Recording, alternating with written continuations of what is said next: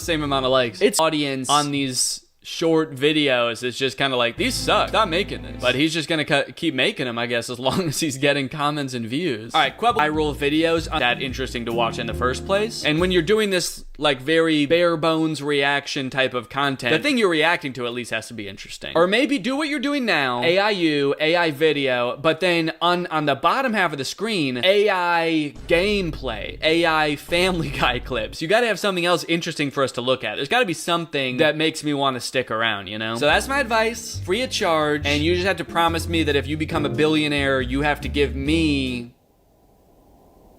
Actually, what do I want? Shit. I'm in a pretty powerful position now. I guess I could, if he's a billionaire, I could pick pretty much anything. Any amount of money, it could be set for life. My family could be, I want a submarine. Yeah, give me a real submarine, please. All right, well, that's pretty much all I wanted to talk about today. Just thought it was kind of like, kind of weird, to be honest. Like, Doja Cat, DaBaby, Lil Nas X. What do all these artists have in common? They've all seen huge surges in popularity from having their songs blow up on TikTok. With viral dances and trends propelling songs to the top of the charts not just on TikTok, but on Spotify and Billboard, artists are trying now more than ever to get their songs to go big on TikTok. Which is why 2 months ago, I came up with a plan to create not just any song, but the perfect song for TikTok. A song that would take every element that makes songs popular on TikTok and combine them all into one perfect song for TikTok and disguise myself as a fake artist to release it. Will the song blow up just as I suspected? Or will it all blow up in my face, ending in ridicule for making an abomination of music, a Frankenstein's monster of pop culture? This is the story of how I created the perfect song for TikTok. what's up, Greg, and welcome back to another episode of An Attempt. That's right, I'm gonna be making an attempt. I don't know if it's gonna work out, but we're gonna see. Guys, I wanna make a TikTok song, okay? That's not a song called TikTok, it's not a song about TikTok, it's a song for TikTok. Over the past couple years, countless artists have blown up on TikTok. And guess what? Daddy wants some of that clout. But now I'm wondering, is it possible to force a song to blow up on TikTok? That is what I'm going to find out today, or however long this takes me. Probably longer than a day. Because honestly, I've noticed that a lot of popular TikTok songs have some very similar things about them that make them so good for TikTok. Things like deliberately specific dancing instructions make them perfect for people like Charli D'Amelio and Addison Rae. One line of a song that can be interpreted a million different ways, so a bunch of people can make a TikTok with the same song but have a slightly different joke to it. I'm going to create the perfect song for TikTok. A song that has no choice but to blow up. A song that the biggest TikTokers in the world will be lining up to make TikToks with. Thus making the song one of the most popular sounds on TikTok, thus making it popular on Spotify, thus giving Daddy that clout. And I am saying this very confidently, knowing damn well that I have no idea if this is gonna work. In fact, the funny thing about this is I actually tried to make this video like 6 months ago in February, and I sort of got stuck because it was too hard. And I sort of forgot about it and gave up. But I think this time I got it. All right, so how many videos would you think I would need to be viral on TikTok? I guess that's what we have to figure out first. Like, what am I aiming for here? After looking at a bunch of songs in TikTok's own TikTok viral list, it seemed like the songs that go viral on TikTok had a huge range of the number of videos that they have, with some even going up to the multiple millions of videos. But the very lowest that I could find had around 69,000 videos. So I figured a good baseline for like the most baby, little, tiny viral song would be about 50,000 videos. So that's what I decided to go with. Let's say 50,000. I feel like that's still a pretty lofty goal, and I feel like I would be pretty darn impressed if I got 50,000 videos for my song on TikTok. And we might not reach the goal, but you know what they say. Shoot for the moon, and if you miss, at least you'll land among the stars. Or suffocate in space, I suppose. The first thing I actually had to do was write the song. Back in February, when my sorry ass tried to make this video the first time, I reached out to a few popular TikTok creators for some advice, and to see if they thought this was even possible. The results were mixed. Do you think that that could work? Oh my god, that would work. So you got this. I think that definitely could work. I don't know. Maybe. With your audience and following, possibly. Nevertheless, they all had some pretty valuable insight about what makes a song popular on TikTok that would be absolutely crucial going forward. You just need something that you can dance to, especially like stuff that says like, throw that ass back. Keywords, ass. but throw it back. Throw it back. You need a dance to go along with it. TikTok dances are the same dance, just in a randomized format. So maybe if I made a song that was like the lyrics are just like a string of dance moves, people would just make a dance to I that. honestly think that people would use that. It'll be like the cha-cha slide of TikTok.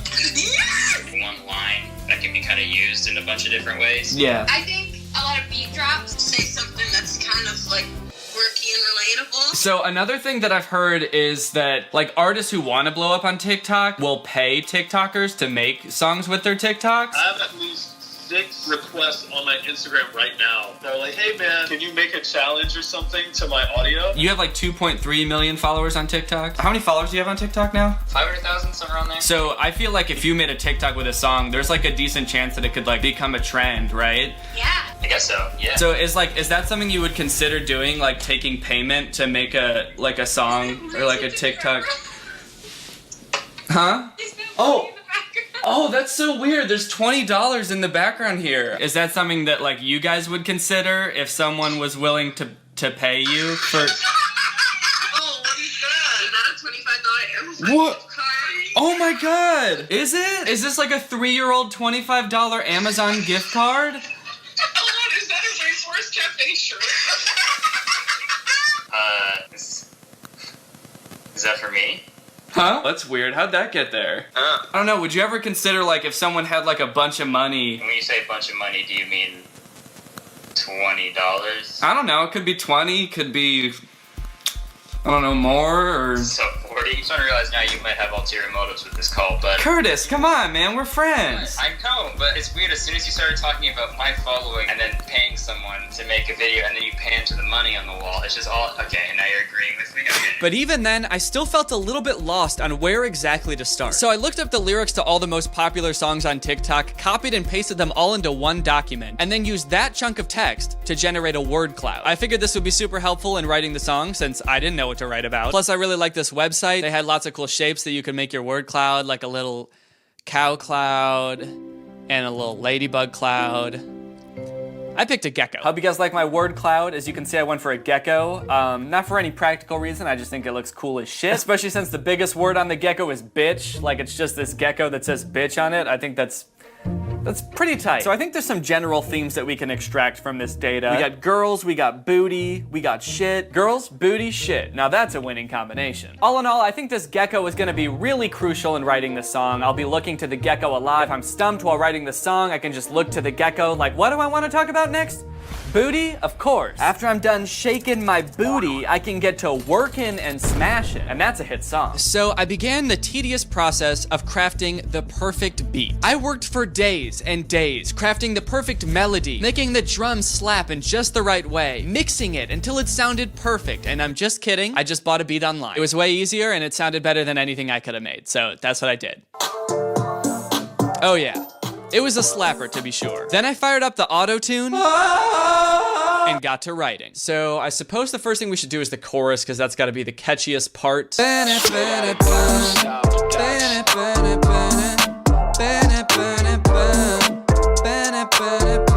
Now we can try to come up with words for it. So this is like the first line of the song. I feel like in TikTok songs where the beat drops, there should be like an important line. It's gotta be something kind of badass that makes TikTokers want to be like, I'm hot shit. It could also be something funny and self-aware, and maybe people would like that too. What's like a relatable scenario that people would like to make TikToks about? A time that they fucked up, or like were a clown. I'm a fucking clown. Oh yeah, okay, wait, no. It could be kind of cool. Starting off with I'm a fucking clown sounds like it's gonna be a dumb song, but then like, what if it's like, but she wants to join the circus? Then it sounds kind of cool. Like, I may be a clown, but this girl, she's kind of a freak. She kind of wants to join the circus. Okay, so now I need to figure out something that rhymes with circus. Epidermis. Yeah. This is that dermatologist rap. We're talking about the epidermis now, baby. Curtis. So to maximize my chances of getting this song to be popular on TikTok, I wanted to include something in the song for every type of TikToker. Just absolutely squeeze every genre of TikTok into this one song that I could. Writing the song was a challenge, to say the very least. I was totally out of my comfort zone. I kept getting writer's block.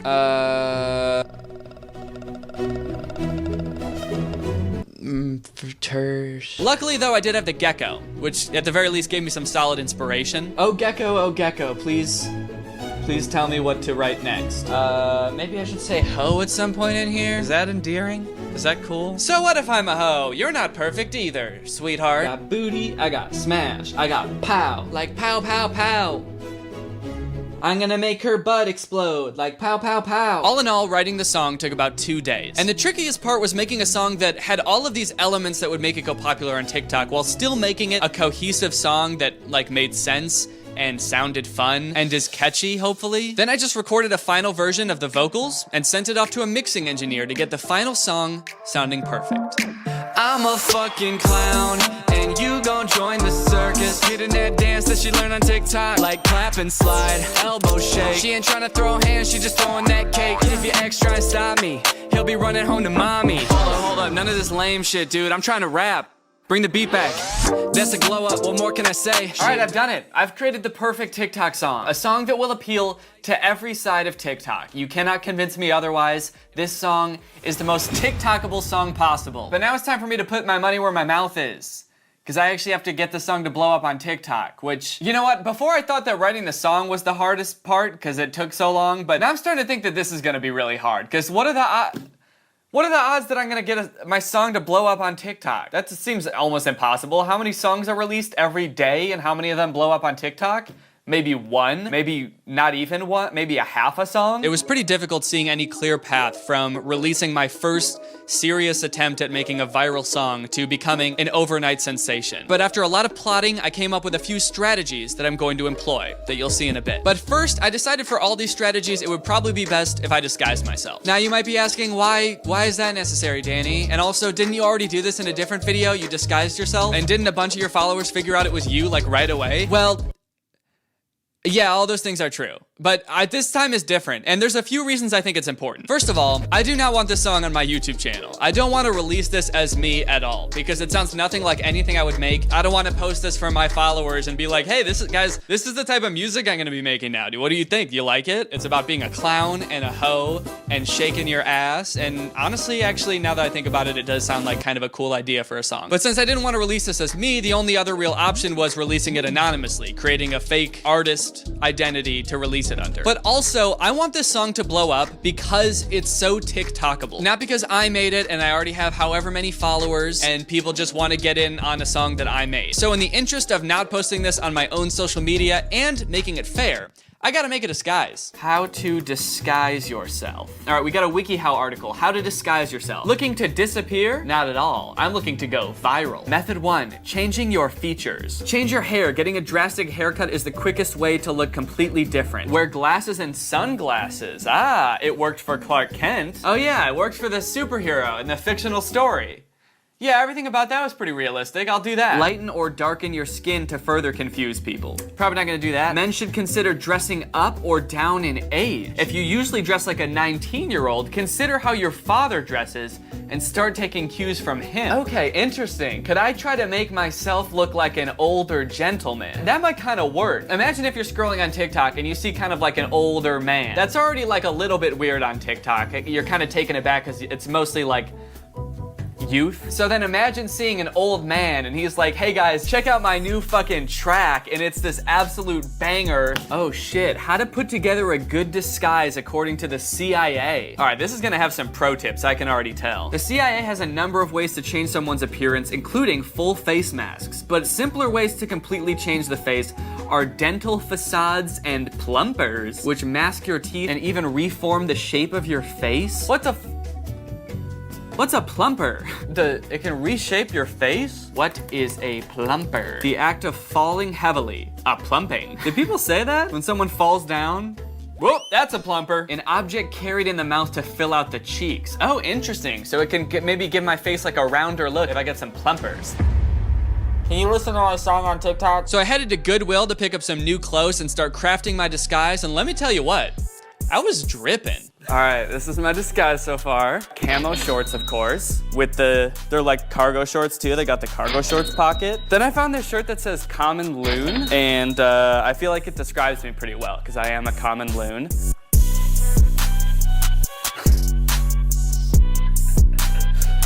Do I look like a different person? I feel like this just looks like I have cotton balls in my mouth. It just looks like your cheeks are filled out a little bit. Okay. Now, because I'm not posting this song on my own account like I did with the Zayden thing, I wasn't super worried about people recognizing me since I'm posting this on TikTok with 0 followers. Just random people are gonna be seeing it, not exclusively my followers. And TikTok has 800 million users and I have 4 million subscribers. So I figured even if a few people recognize me, like percentage-wise, it's gonna be so little that it doesn't really matter. So I wasn't gonna get super fancy. I didn't want to deep fake myself, which would take like literal days for each video. I just got some new clothes, some cool sunglasses, and an epic fake goatee made out of real human hair. Oh yeah. Nice. All done. I feel like I look like Waluigi. Wow, listen to my song. Okay, that looks kind of real, right? Yeah. Throw on the shades. Oh my god. I'm a different dude. The disguise definitely started to ease my hesitation about the song a little bit. I was worried the song didn't really feel like me, so the more I started to feel like someone else, the better it felt. Plus, I walked into another room and scared Laura because she thought there was a stranger walking around our house, so I felt pretty good about that. And now it's time to start strategy 1. A more recent song I saw blow up on TikTok was Curtis Waters' song Stunnin'. And the first time I ever heard the song was in a TikTok that he made where he was basically just dancing to the song and asking people to check it out. Over the course of the next couple weeks, the song went absolutely crazy. It became like a huge thing on TikTok, and that carried over to Spotify too, where his song now has over 100 million streams on Spotify. Daddy wants some of that clout. So maybe if I just asked people to listen to my song, they would. So off I went making TikToks where I basically just lip synced, danced a little bit to the song. My editor Christian filmed all of these, and in the end, I had 6 TikToks that I could release strategically throughout the next couple days. All right, so you're probably wondering why there's a baby in the back. Oh yeah, I also bought this baby. Let me explain why. I was a little worried that just asking people to listen to my song wouldn't be enough pizzazz to get people excited about it. But sometimes on TikTok, I see things go viral that are just like pretty normal videos where something weird happens in the background. It makes people want to comment on the weird thing going on in the background. They watch it over and over to see the weird thing going on in the background. All things the TikTok algorithm loves. So I devised a TikTok where I'm dancing to my song and asking people to listen to it in the foreground. But in the background, a baby falls out of a tree. It's the perfect amount of confusing and concerning. How did that baby get in that tree? How did he not notice the baby fall out of the tree? Are there more babies in the tree? All questions I predicted would absolutely flood the comment section of this TikTok. So, long story short, I basically spent 20 minutes throwing a baby doll up into a tree at the park.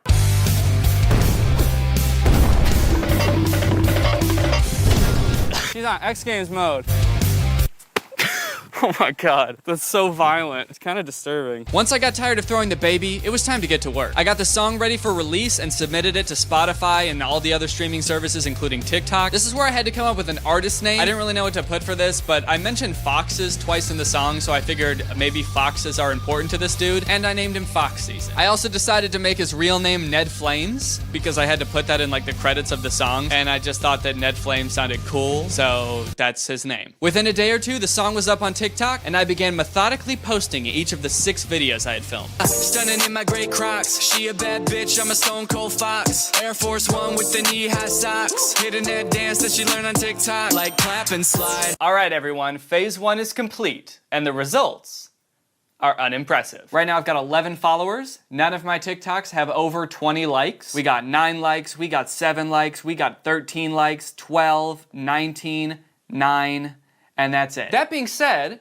I do have a couple of fans already. This guy said, I like it. This person says, sounds pretty clean. Is it on Apple Music? I also surprisingly already had some haters, or at the very least, some very confusing interactions. One person said this better be a joke, so I commented back, what do you mean? As in, what do you mean a joke? This is my dream. My name is Ned Flames, and music is my passion. I got another comment from this dude, Giovanni, and the first comment that he left was pretty mean, and I responded to it acting like I didn't know it was supposed to be mean, and then he actually deleted that comment and then followed me, and now comments nice things on my TikToks. He commented, is it on Spotify? He left this comment, which I don't really understand. He said, once more people that like your music see your videos, you'll get more famous. Oh, maybe he meant the more people that like your music see your videos, you'll get more famous. Which is, I mean, objectively true. The more people that like my music, the more famous I will be. Now here's the big rub. This is something that I suspected might happen if my song started to get popular. I did not expect it to happen with only like 11 followers and 70 likes on my page. But a couple of people, exactly one couple of people, two people, have recognized that it is me. One person said, sounds like Danny Gonzalez, and another person said, is that Danny Gonzalez? And then commented again on a different TikTok and said, that's Danny Gonzalez, I know it. But with all that being said, I am still failing this experiment. So it's time to move on to plan B. Now it was time for people to really see how good this song is for TikTok. So I'm gonna milk it for every possible TikTok I can make with it. But since I didn't want to go to the park every time I wanted to shoot TikToks, I decided to get some more clothes, go to Walmart and get some posters, and turn our guest bedroom into Ned Flame's bedroom. Okay. What would make this look more like a young single man's room? Guitar. I added cords on the floor for realism, trash on the TV stand, and boom. It was perfect. Right before my eyes, Ned Flames was starting to become a real person. A person with hobbies, Guitar. passions, with dreams.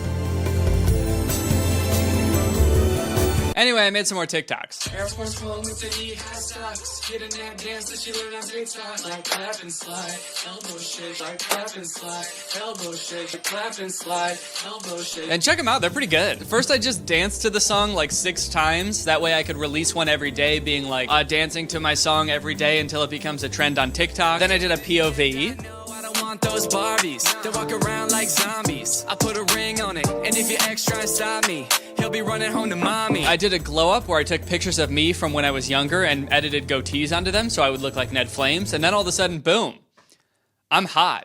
That's a glow up, what more can I say? And of course, I had to do a video using the I'm a fucking clown line. So I headed to McDonald's and made a video where I pretended to get the police called on me for scaring the McDonald's employees. I'm a fucking clown. I did not actually scare any McDonald's employees. That whole thing was not real. I did get the Travis Scott burger though. It was just okay. All right, things are getting a little bit crazy. So the good news is my TikToks are really taking off. I have 486 followers. Some of my TikToks have like 4,000 or 5,000 views. Yeah, look at 4,300 views, 4,800 views. The bad news is that it's entirely because people have found out that it's me. For some reason, even though before it was only like 1 out of every 100 people recognized me, now it's like 1 out of every 3 people. So like all my comments are just blowing up of people being like, hey Danny, we know it's you, Danny. Danny, I have caught you in your lie. This was a pretty crazy development. TikTok started off just showing my videos to random people, just like whoever happened to be on the app at the time. But after a while, it seemed like TikTok's algorithm started to realize that most of the people interacting with my TikToks all had one similar interest, and that interest was me. My whole plan kind of assumed that the people who would be seeing these TikToks would just be random people who didn't know who I was, so they wouldn't look too much into the disguise, even if it looked a little bit fake. But at this point, TikTok, it seemed, was exclusively showing my videos to people who already followed me. It was so good at recognizing this pattern, in fact, that a few people sent me screenshots where if you go to the like suggested accounts under Ned Flames, it would show my account first. For a second, I thought that my shot of becoming a viral sensation was over. But just then I realized, wait, it doesn't matter. In fact, it actually seemed to be helping a lot. Because so many people were recognizing me due to either my voice or my ill-conceived disguise, people were commenting on my videos, sharing them, tagging people, clicking on my profile to see more. Even the Chicago Bulls mascot was getting in on the action, that nasty little freak. While people were interacting with my TikToks, thinking that they were putting a stop to my unhinged delusions, they were actually fueling them, causing them to show up on more and more people's For You page. And so they did. But there was still one problem. I was having trouble converting people from commenting on my videos to making videos with the song. It seems like all people want to do is comment. They want to comment because they want me to see the comment and they want me to put it in this video, but no one is making TikToks with the song. That's the whole point. I want people to make TikToks with it. I shouldn't say that. A few people have. There's 13 TikToks that I didn't make using this song. And they are people doing the dance. Like this one says, duetting this song every day until my boy Ned Flames gets famous. So that's pretty tight. This kid has made like 3 of them, which I appreciate. I feel like people right now think that this is just a video about me trying to disguise myself on TikTok, and they want to get in the video, so they're commenting. But what they don't understand is if they do a TikTok with the song, there's a much better chance that they'll be in the video. I think the way to do this is to get back in my disguise and start duetting people who make videos with the song. That will tell people, hey, you gotta make a TikTok. So that's my plan now. I'm just gonna start duetting people who make TikToks with the song. Hopefully that'll bump up that number from 25 to 50,000. Yep. While I was cranking out these duets, I received a notification that made me stop in my tracks. It was a comment from a verified account, one with 1.9 million followers in fact. And he said he was really glad that I wasn't Danny Gonzalez. And after I responded asking him if he liked my song, he said he was gonna duet it. This was my biggest break yet. An account with millions of followers was making a TikTok with my song. I was shaking, foaming at the mouth even, but I couldn't break character. I had to keep my cool. I responded, okay, that sounds good. And just like that, a few minutes later, he posted his duet. And sure, he did directly call me out as being Danny Gonzalez in the duet, but I had a plan for that too. I duetted his TikTok and covered up his text with some of my own. Right after that, things went crazy. TikTok's algorithm kicked it into high gear, dude, and my TikToks went from having a couple thousand views to 10,000, 100,000, 200,000, a million views. The most popular of them all became the glow up TikTok. Since I was using pictures of myself when I was younger, I wasn't disguised at all, except for the fake goatee. And that combined with my completely undisguised voice made it painfully obvious it was me. But to be honest, that didn't really matter to me, because people were making TikToks with the song. And what more could I really ask for? And sure, a lot of them were just to get my attention or in hopes of being in this video, but some of them weren't. A lot of them were like good original TikToks that got a decent amount of likes and didn't have any reference to me at all. This one's sitting at 18K, 29K, 65,000 likes. Now, to be honest, I don't know if any of these people recognized me or knew that this song was mine and were just doing it to be in the video, or if they just thought it was a sound that they saw other people using. We may never really know, to be sure. But I would bet that a good chunk of the people who saw these TikToks have no idea who I am, and probably just saw these TikToks thinking, oh, this must just be some popular sound that people are using now. And maybe that inspired them to make videos with it. Also, my POV TikTok got removed for violating community guidelines.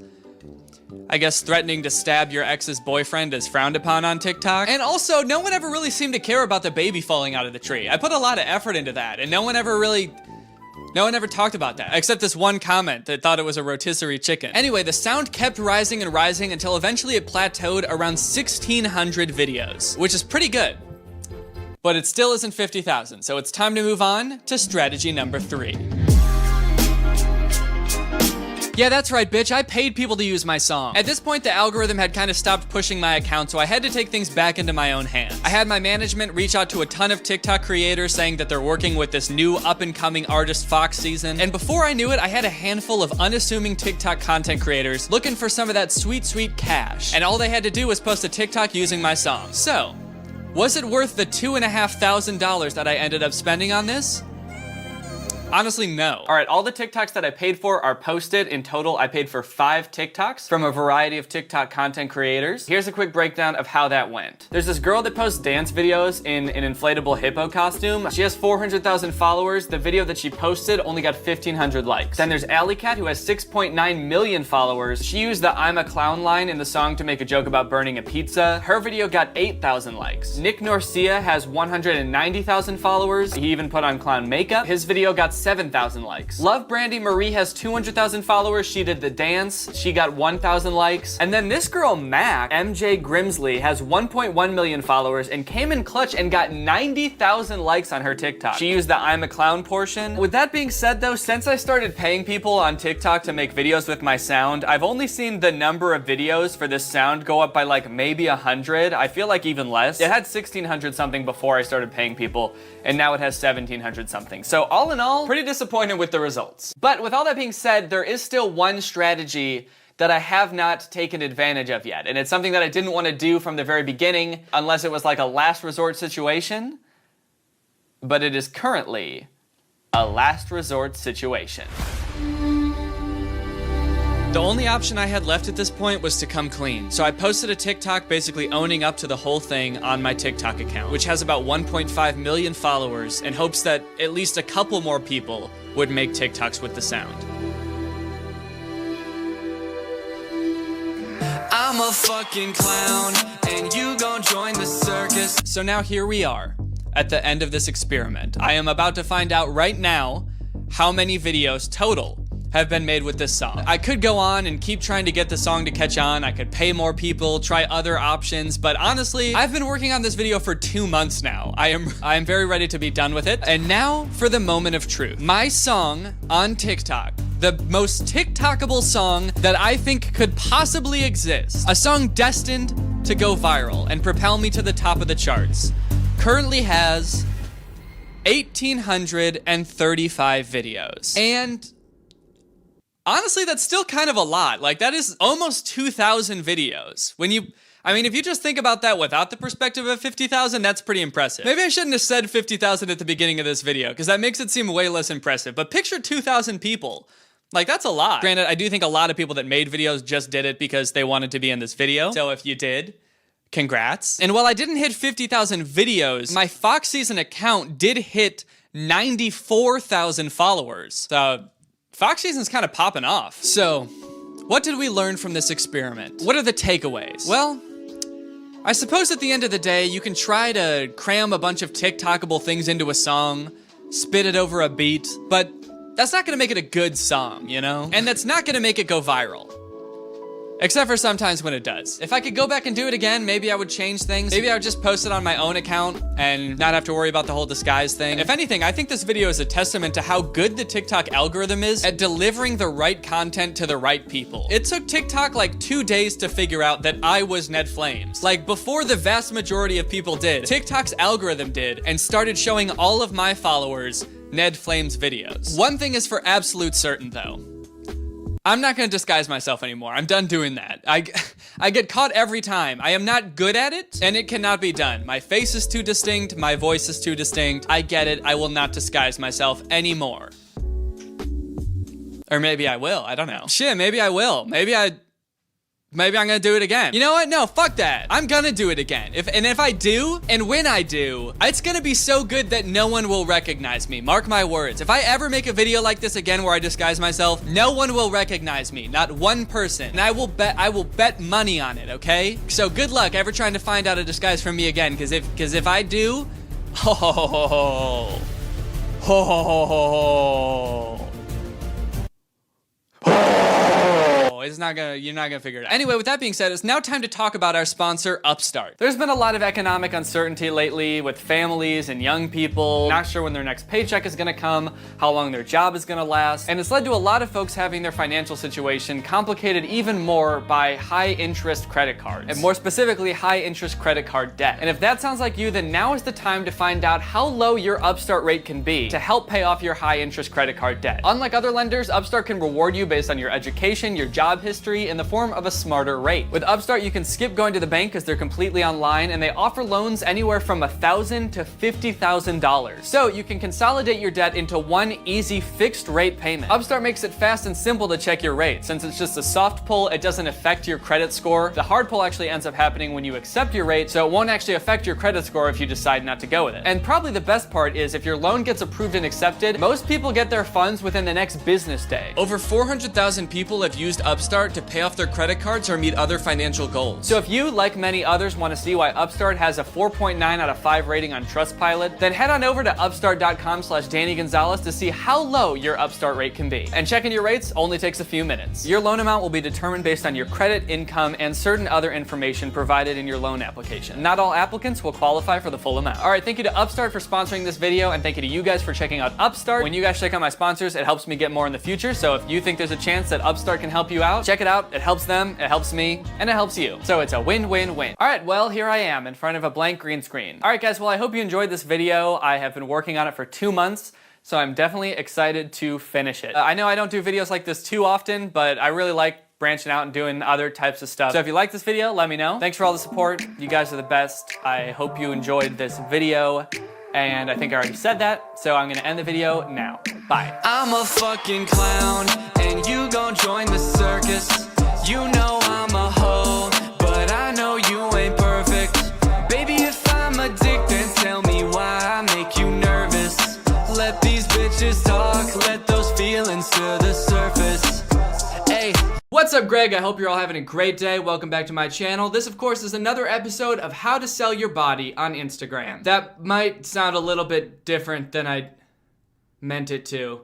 Today we're talking about Ray Diaz. I recently discovered Ray Diaz on the Instagram Explore page, and after looking at a lot of his content, I've sort of realized that he has created a new genre of Instagram content. I would say he's Instagram's first Instagram comedian, fitness guru, hot guy. Let's take a look at his bio to see what I mean. Ray Diaz, 18 plus advised, single. What does that mean? 18 plus advised, single, Cuba. So I think the beginning 18 plus advised is saying this content is for mature audiences only. Like maybe there's some racy jokes in there. Given that it's Instagram comedy, I wouldn't be surprised if there were a butt or two, to be quite honest. But is the single part, does that mean like you have to be 18 plus and single? That's a rating that I've never heard before. Like I've never seen a trailer for a movie that was like, coming soon this summer, rated R. Also, please don't come in here if you're married. Or are they just like two separate thoughts? Like 18 plus advised, please don't watch this if you're under 18. Also, I'm single. And Cuba. The next line is DM at I am Ray Diaz. This dude has a separate Instagram account just to take DMs. Why? At first it almost made sense to me and seemed smart. Like, oh, he has a whole separate account so that the DMs on his main account aren't flooded with people who want to DM him. But then, like, now that doesn't really change anything. Now he's just gonna have two Instagram accounts that he has to check the DMs for. I don't think that would really help. What is this other account? Oh, he actually posts on here. Lots of pictures of him working out. This account seems to be exclusively for people who want to DM him and people who want to see him sweat. He says he posts daily videos. That bodes well for him, right? I don't know about you guys, but nothing says I'm committed to quality content quite like committing to posting every day. You know what they say about quality and quantity. They're the same. If you have more of one, you have more of the other. They both go up. And then it says ab routine, fit plan, nutrition guide, all pointing down to IamRayDiaz.com. IamRayDiaz.com looks like a fitness website where you can buy fitness programs, nutrition guides, stuff like that. There's like monthly memberships and stuff. I guess all of this is based around the premise that you found Ray Diaz's Instagram account, you like the way he looks, you like his six-pack, and you want that also. So you're going to pay him to teach you how to do it. It's just kind of interesting because his Instagram account isn't really like a fitness guru Instagram account. The majority of his content is like shitty Instagram comedy. But before we get into that, let's talk a little bit about today's sponsor, me. Take it away, me. Thanks, Danny. Some of you have probably noticed that under my videos lately, there's been a button that says join. It's right next to the subscribe button. And a lot of you are probably wondering, what is that? What are we joining? Is that a button to join Greg? Is this a button that was put there by Greg's enemy Craig to try to trick me into joining them? Well, lucky for you, it's not. I'm here today to tell you that it's actually a button to join my secret club. Please don't tell anyone, it's a secret. If you join my secret club, you get some amazing perks. I'll be doing an exclusive live stream once a month for all of my secret club members where we'll be having Greg family dinner. You can ask me questions, I can ask you questions, or we can just stare at each other. You'll also get discounts on all of my future merch, which could come in handy soon, because I might be coming out with new merch soon. If you're a member of my secret club, you'll also get a little badge next to your name in the comments of my videos, which will change depending on how long you've been a member in my secret club. That way everybody can see that you're in my secret club, which no one should know about because it's a secret. You'll also get exclusive emojis that only secret club members can use, like cringe face, Greg, little nutcracker guy, and a spooky pumpkin. And now you're probably thinking, Danny, that sounds great, and something that I would honestly spend upwards of $5 a month on. But all of these exclusive perks can be yours for $4.99 as long as you sign up right now. Or anytime after right now. I'm really excited to get to talk to you guys in a little bit more of a smaller, casual setting. So if you're interested, just click the join button below. I think it might not show up on the YouTube app, so you might have to do it on the computer, but it should be right next to the subscribe button. And remember guys, most importantly, please don't tell anyone about this. It's a secret, and I can't have anyone knowing, okay? All right, back to you. Thanks, me. All right, let's get into some Ray Diaz content. So it won't take you very long if you're scrolling down Ray Diaz's Instagram page to realize he's pretty into the way he looks. But what does comedy sketches written by someone who's so obsessed with their own body look like? This. All right, bro, I'm out.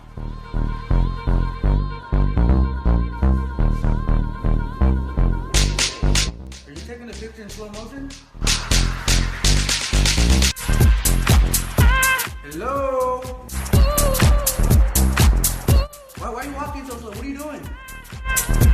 Oh shit! Ray!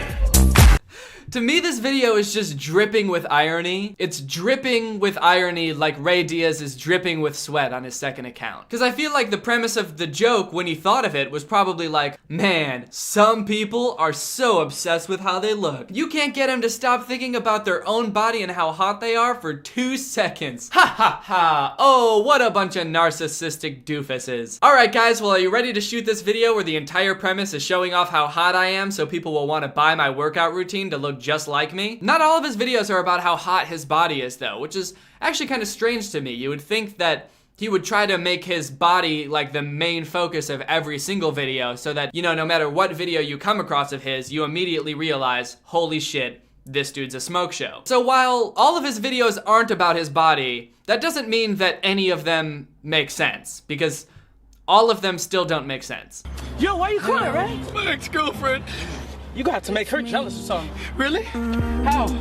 Okay, so Ray Diaz has been dumped. He's all sad about his ex. He's standing 10 feet away from where she is with her new boyfriend, and he's just sobbing, you know, like you do when you see your ex out in public with her new man.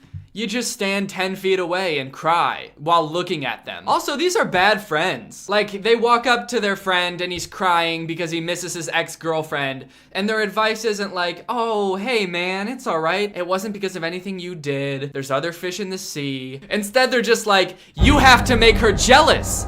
It's the only way. She'll want you back. Don't worry, buddy. And also, why would that even work? If she broke up with him, and she's clearly moved on now, I don't think she's gonna be jealous seeing him with another girl. So, like, that's not even good advice. Just show her what she's missing. Find another girl. Oh, she's looking! Oh my god! She's looking! Oh my god, she's looking! Oh,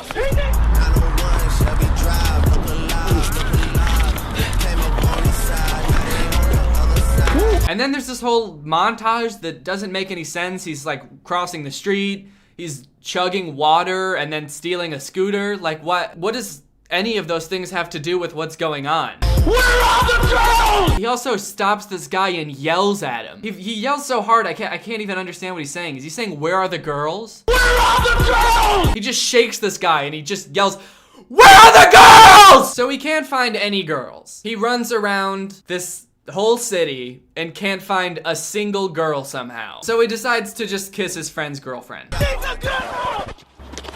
Like that? Life must be tough without me, huh? So it turns out that making the girl jealous didn't work after all, because all it did was get him punched in the face. Who would have thought that idea wouldn't work? Now I know a lot of you are probably thinking, what the fuck was that? That didn't make any sense. What was the punchline? Was there even a joke in that video? And that's fair, you may have missed it, but I've watched this video a few times and I think I found the joke. It's the way he rides the scooter off when he steals it from that guy. He's so silly. Why does he ride it like that? Here's another one called When You Look Better in Person Than You Do in Pictures. Amazing, you're killing it. Let's go. Oh, great. Man, this sucks. No, look at this. Oh my God, these are amazing. Oh, shoot me next.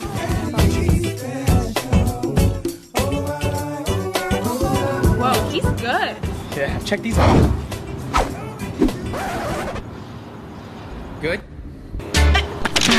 I'd like to hear him pitching this idea. He's like in a room with his friends and he's like, so the joke is that when you take pictures of me, you know, who we can all agree is pretty fucking hot, right? When you take pictures of me, the pictures turn out ugly somehow. Can you imagine that? Pictures of me ugly? Now that would be funny. He does occasionally post fitness stuff on his profile every so often, like this. What is this? Like, without having watched this video, I'm just trying to figure out, like, how, and more importantly, why you'd ever be in this position where your friend is, like, horizontal in midair. He's doing, like, Luigi's side B from Super Smash Bros. And you're over him just, like, looking like you're about to just, I don't know, poop on him, I guess. Now I gotta watch the video to find out how they did this. Oh, okay. That's how he did it. Still doesn't explain why though. Wait, this one too. He's horizontal. How did he get like that? Why would that ever be a thing that you do working out? He's got the ropes, like isn't that when you go like this? Why would you ever be like in midair doing that? Is being like horizontal in midair a big thing in the fitness community that I didn't know about? Because the expectation that somebody who knows about like fitness and stuff would come across this picture and be like, holy shit, he's done it. He's gone full horizontal. This man knows what he's doing, and I like his abs. I'm gonna pay him money. You think that's hard, going fully horizontal like that? He makes it look so easy. Fuck. Did I do it? Ow. I hit my knee. How does he do that? How does he even get out of that position? He has to fall, right? He just falls on his face and hurts his knee like I did? That's not cool. My knee hurts. And the worst part about it is I don't even know if I did it or not because I won't know until I look at the footage because to me that just felt like flailing in midair. So I don't know I have no idea what that looked like. I sort of feel like someone just smacked me in the knee with a baseball bat and then punched me in the stomach. But you know what? That's fitness. That's what it's all about, baby. That burn, that pain. I think I need to go to the doctor. When I watch Ray Diaz's Instagram videos, one thing that comes to mind is Lele Pons' Instagram videos. They both sort of have this feel where like they thought of the start of a joke and then they started filming. Like they didn't think of the start of the joke and then write out the rest of the video. They just thought like, hey, this is a funny thing to start a video with. Let's go film it and just see where it goes. Take this video for example, that person who says they don't care. Like that's gonna be our new apartment. Oh, you're cute. Hey, it's my boyfriend. I don't care. Cody. Okay. I don't care. So that's the premise. There's gonna be a few scenes of her not caring. So let's see what funny things she doesn't care about. And let's see how this joke progresses.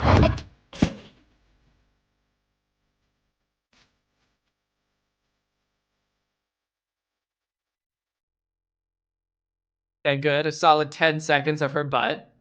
Great. Can you go to music down? I'm studying. I don't care. Okay, that was crazy. She didn't even care about that dude studying? My bad. I don't care. Oh, you care? I don't care.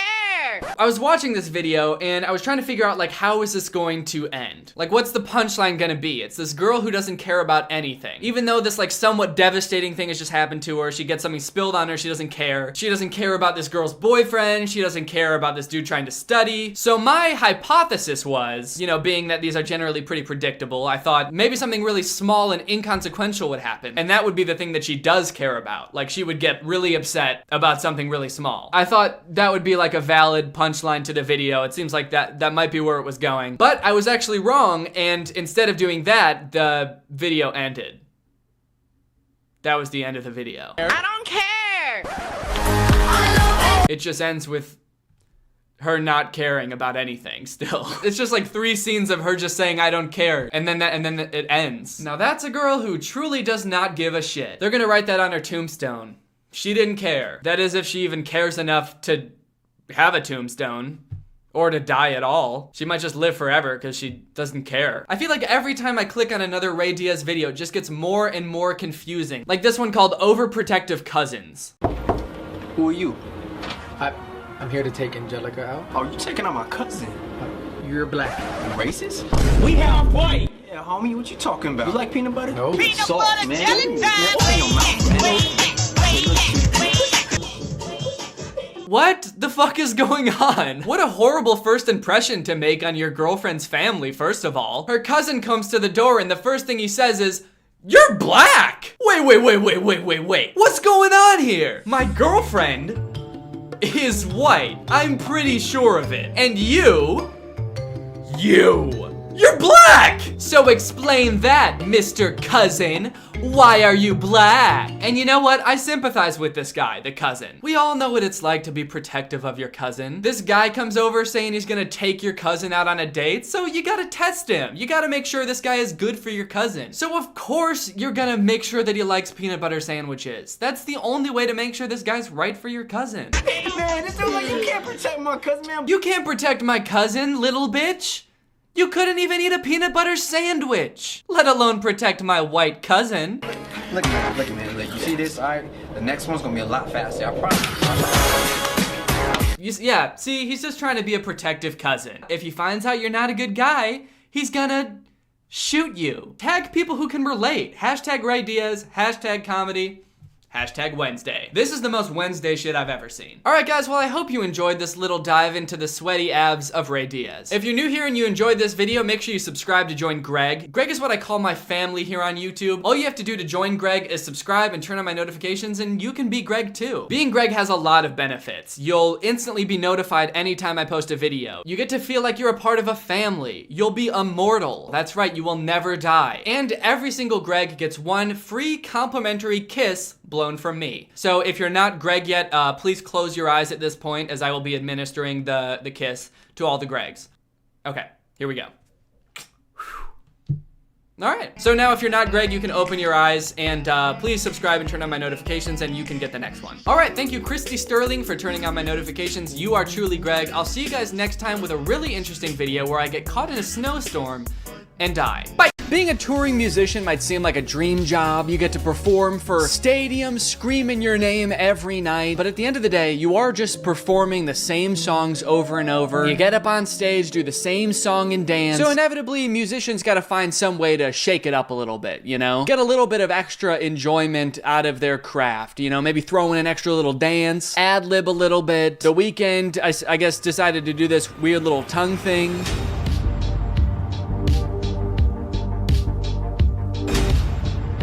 Sick, man. That's cool. Do you think if you held up the microphone to his mouth while he was doing it, you would hear?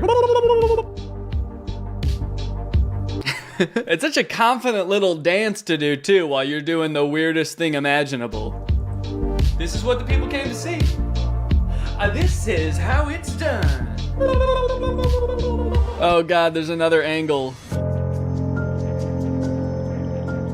Was this the same show? I wonder. BC Place, maybe? Vancouver? Was this also in Vancouver? I can't tell. I can't tell if this was the same show. I don't know if he was doing it the whole tour. This video's from 2022. At the very least, I can tell you, I don't think he's doing it anymore because I just saw him a couple months ago and he didn't do it then. Thank God.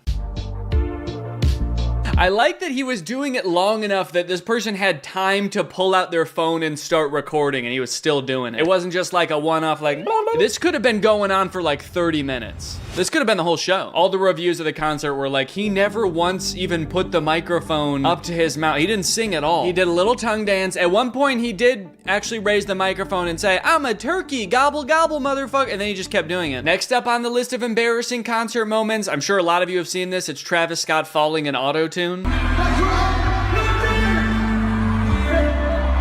What I appreciate about this one is how musical he still is even when falling. He was fully off the stage, descending through the air by the time he said, yeah. So it could have sounded a lot worse. He kept it musical. It could have just sounded like, ah! But in auto-tune. You know what they say, man, musicians, they're trained to keep going. The show must go on no matter what. You push a musician off stage, they're still gonna be singing. You push me off stage, I'll be giving commentary. On the way down, I'll be reacting to things. I'll be like, that was kind of cringe what just happened back there. Okay, apparently Katy Perry had like a lightsaber battle on stage.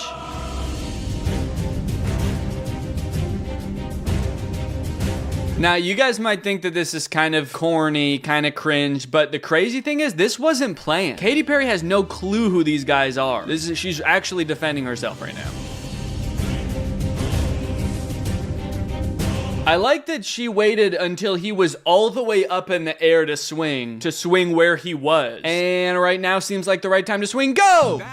Do you think in rehearsal one time this dancer was like, if you get anywhere near me with that fucking lightsaber, I will sue you for every dime you're worth? She's not even trying to hit this person.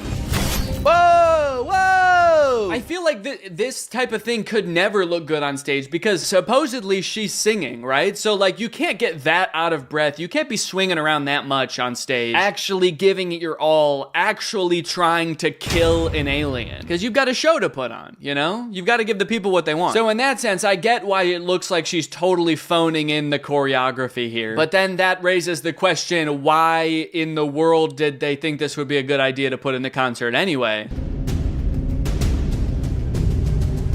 So effortlessly how she just sends that guy flying into the air. It's actually not a lightsaber, it's a magic wand.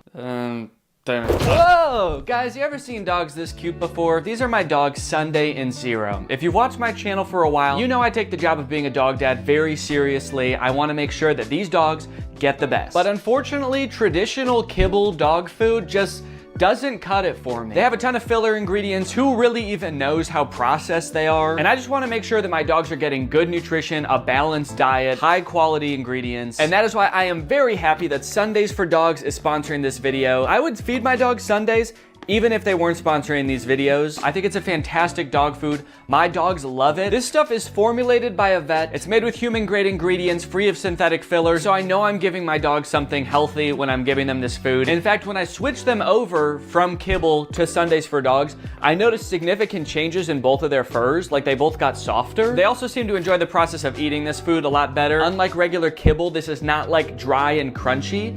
It's air dried, so it's more of a soft jerky texture. I can just break this piece in half with one hand. Luckily, unlike other healthy dog foods, Sundays does not require being frozen or refrigerated. You store it the same as you would regular dog food. So it's easy to store and easy to serve. So what the heck, guys? Give your dogs the gift of Sundays. Watch them fall in love. Get 50% off your first order at sundaysfordogs.com/Greg, or just use my code Greg at checkout. That's sundaysfordogs.com/Greg, or click the link in the description. Use my code Greg at checkout. Thank you to Sundays for Dogs for sponsoring this video, and thanks to you guys for checking out Sundays for Dogs. Your dogs will thank you. 1 year ago today, Mariah Carey randomly brought up the 9/11 attacks during a concert. Okay, this was in 2023, and it was 1 year ago that day. So it was actually September 24th of 2022. So not on 9/11, like a couple weeks after 9/11. Let's see what she has to say. No. Well, you don't want to hear about 9/11. Why did it sound like she wasn't even planning on talking about it? I feel like maybe someone in the front row maybe mentioned 9/11 and interrupted her, and she was like, 9/11? Oh, you don't want to hear about 9/11. Now we're gonna talk about it. Because otherwise, where did that come from? I really like how the audience reacts to this. It further sells the fact that this came out of nowhere. Well, you don't want to hear about 9/11. We're not getting any cheers, woos, claps, or anything. I'm hearing dozens of people saying, what? Thank you. Thank you. Thank you for that reaction, everyone. That's exactly what I was hoping for. It is my aim to entertain and confuse you all tonight, so thank you for that. Most artists go for a standing ovation, not Mariah Carey. She goes for a standing confusion. Also, I'm worried, is she gonna have like a hot take about 9/11? Because she said you don't want to hear about it. She's like, you don't even want to know what I think about 9/11, all right? And that's right, because my conspiracy, I don't think it was George Bush. I think it was Miranda Cosgrove. Okay, here is Steve Lacy going overboard with some smoke machines, apparently. He's just gone. This gives the vibe that that's not really him. Like they were like, oh no, Steve Lacy's in the hospital tonight, but the show must go on. What are we gonna do? Also, who is Steve Lacy? Does he have any songs I know? Oh, Bad Habit. Okay. Yep. Okay. Oh wait, is he gonna address the smoke? I'm meaning, is he gonna address the smoke situation? But for a second, it also kind of sounded like I thought the smoke was like a living entity. And I was like, is he ever gonna address the smoke? Is he going to bow before the smoke as is tradition and beg for forgiveness?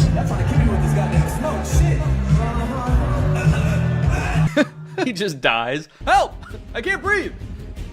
Everyone's like, yeah, fuck, he can't breathe. So the tour that I did with Drew and Curtis back in 2019 was like very heavily produced. There were like lights and sound effects and shit. And every night before the show, we would run like a fog machine because I guess like the light beams that come from all the big lights, you can see them, you know, it creates a lot more atmosphere when there's actually fog. But there were a few times where I think the fog was a little bit overdone and we would come on the stage and it would be like way too hazy. Like the audience could tell and we could tell. I forget if we ever addressed it or not. I think we probably did. So all that to say, I think these fog machines, smoke machine things can get out of hand very quickly. So I don't blame him. I blame the smoke itself. It is a selfish beast. He's actually not there anymore. I think this was a disappearing trick. Look at, he's there. The smoke consumes him, and then he's gone. All of a sudden, everybody hears like, everyone, look behind you! Everyone turns around, and he's there, but he's dead because the smoke killed him. These motherfuckers, I swear, they tried to kill your favorite bitch! They tried to fucking kill me! Who is she talking about? Who tried to kill her? Is she also talking about 9/11? I was in the towers that day. This video just reminded me of, I don't know why this video reminded, have you guys seen the video of Kanye West like sprinting across the stage during Touch the Sky? I just wanted to dance, I went to take a but I wanted to get my man. Just wanted to I don't know why I'm like asking you as if you're gonna, like, this is a live stream. Did you? Did you see it? It's okay, I'll wait. Now you're just being rude. Okay, this one's a good one. I really like this one. Drake performing the end of Headlines. This looks like a really old video.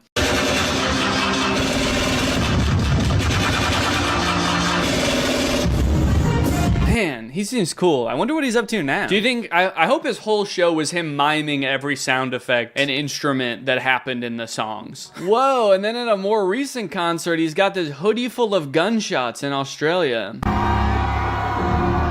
So wait, in that first clip, Drake was shooting at himself from the future. This Drake went back in time and was like, dude, Drake, I have to tell you something from the future. And Drake was like, no. And then he was like, this. And then this Drake was like, fine. And he walked on stage like this. And then this smoke machine gets out of control too, and in 10 minutes, nobody can see Drake. Akon throws fan off stage. Old footage of Akon surfaces. Should he have just joined the WWE?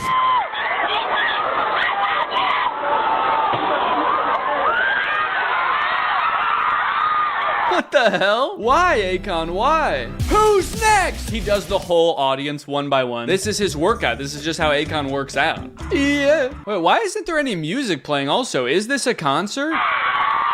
Is this what Akon concerts are? He's like, not feeling any music tonight, guys. We're not doing any songs. I was getting a little tired of the songs. Tonight we're just gonna be doing wrestling. You know who should get Akon on tour? Katy Perry. They could duel together. They could fight each other. Oh my god, yeah, okay, so he threw him on top of other people, so... Oh, but he looks okay. He looks confused, as does everyone else around. Now, Akon definitely doesn't have a single song where he needs to be doing all that. Does Akon rage like that? Like, I could picture that at a Travis Scott show, but Akon? What's like the most popular Akon song? Smack That. More like Smack Down. I Wanna Love You? More like I Wanna Throw You. Locked Up? How about Tossed Up? Okay. That time Miguel leg dropped a fan in the audience. Who's Miguel? Miguel is an American singer-songwriter, best known for... Okay, I don't know him, but he's gonna drop kick somebody. Whoa! He was trying to jump to the other stage, and I guess he didn't anticipate. He was like, oh, my bad, my fans are usually much shorter than this. I don't know why there's so many tall people in the crowd tonight. Bam! Wow, I mean, he could have crushed that lady's skull. He sat on her neck, I think, and he just keeps singing. It's a little reminiscent of the Goofy scream. Okay, so he reaches back to be like, oh, are you okay? Oh, we're cool. Look at that. She's okay, everybody. That's not even the lady he crushed. She's got blonde hair. These two ladies have dark hair. This lady back here is the one he befriended. Yeah, they're off to the hospital. They don't have time to talk to Miguel. I like when moments from concerts blow up and then they inevitably get comments that are like, he doesn't need a single song where he needs to be doing all that. Now, Akon definitely doesn't have a single song where he needs to be doing all that. I want to someday make a song where I do need to be doing all that. Like, I want to make a song that's so insane that you could see me doing anything on stage and people would be like, yeah, that makes sense. He should be going harder, actually. Fergie sings the national anthem at the NBA All-Star Game. This has 30 million views. By the dawn's early light, and at least whoa. Oh no, he looks like he's about to cry. Everybody's having a slightly different reaction. They showed Chance. He was laughing. Some of them look like they don't want to be on camera at all. They're like, get that shit out of my face. I don't want to be a part of this in any way. Okay, well, it looks like the most rewatched part is over here. Let's go here.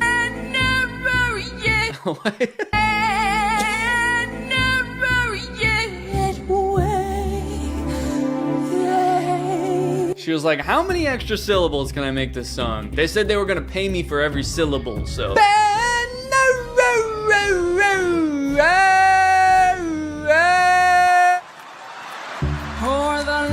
No, everybody's laughing at her. How have I never seen this? This is crazy. Star Spangled Banner.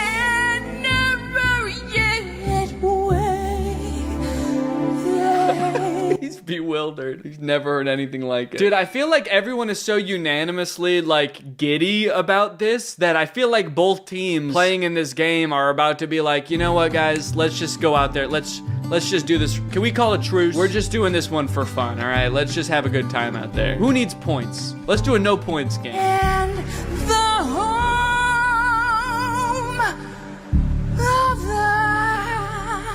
the home of the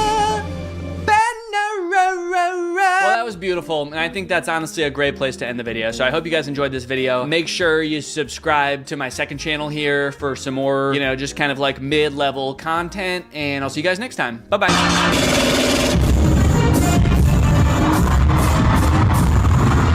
Hey guys, before the video starts, I just released new merch. I got 3 new pieces. There's 2 hoodies and 1 t-shirt, all designed by the extremely talented Brandon Lapine. I think he low-key kind of went off with these, if I'm being honest. These are definitely 3 of the best pieces of merch that I've ever dropped. They're like insanely cool designs. The hoodies are the best quality hoodies that we've ever printed on. I really love the design, and I hope you guys like it too. And if you want to check them out, go to dannygonzalez.store. All right, here's the video. What's up, Greg? And welcome back to another episode of Virtual Boys. Because today I'm doing my first virtual collab with my virtual boys, Drew and Curtis.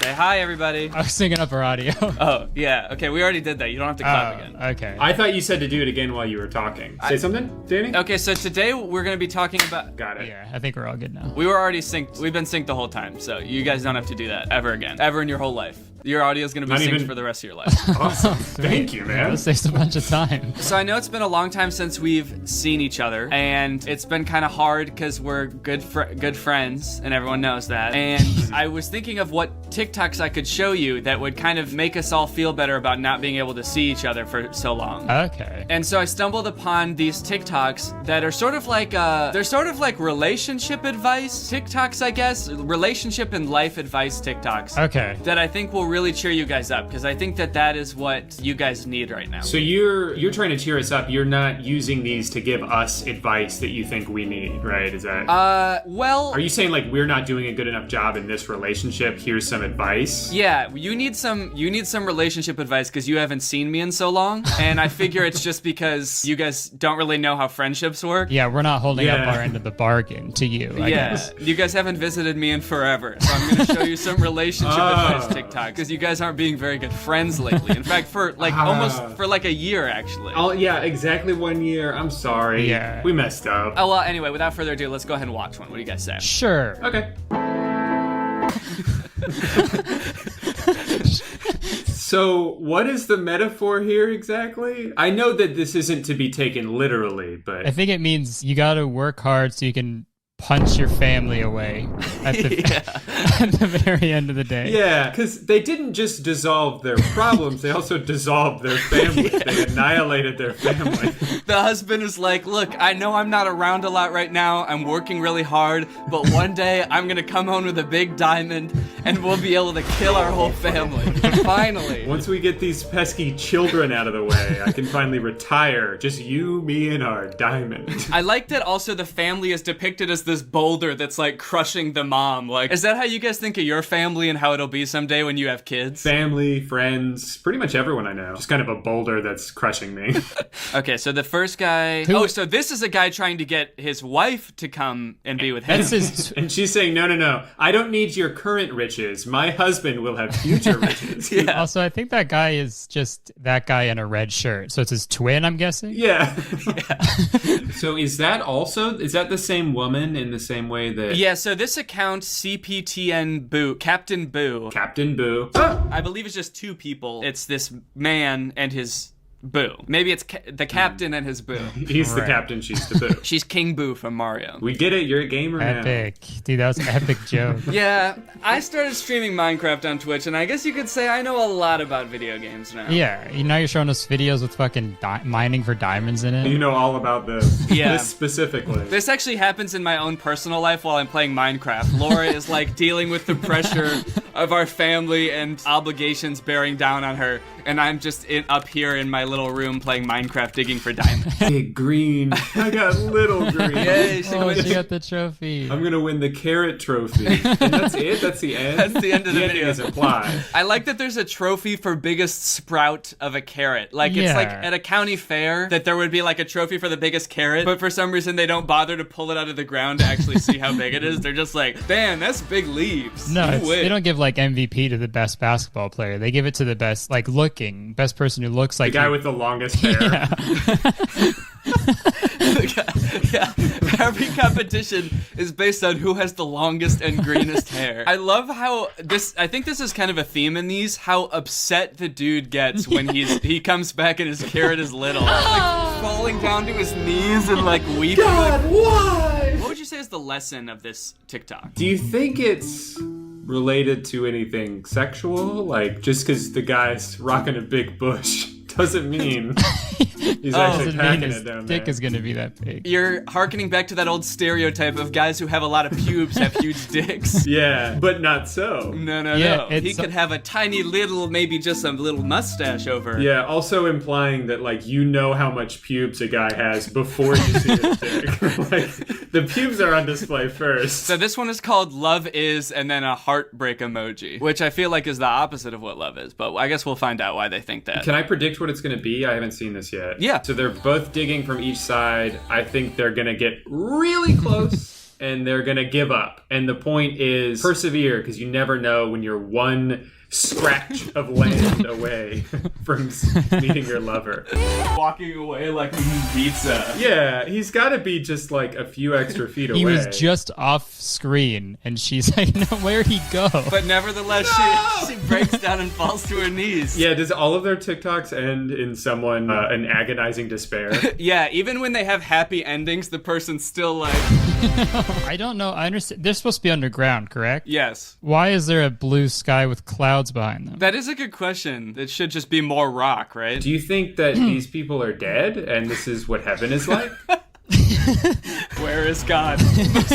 We're gonna find God. I'm hungry. I'm gonna go get heaven pizza. So I'd say that this one's pretty relatable, right? The only thing that can make you stop looking for love, really, is the thought of going to have a slice of pizza. Okay, more mining for diamonds. For diamonds. Okay, so I'm trying to figure out what they're saying about these two different characters, because one girl is like in a little skirt and she's like dancing and she's like, give me the diamond. And the other girl... she's smoking hot. Yeah, she's smoking She's hot. a smoking hot. Those actually aren't clouds in the background. That's smoke coming off of her. And then this girl is wearing long pants and she looks very sad. She's smoking ugly. Yeah, it's because she's so ugly. Yeah. You'd be sad too if you were that ugly.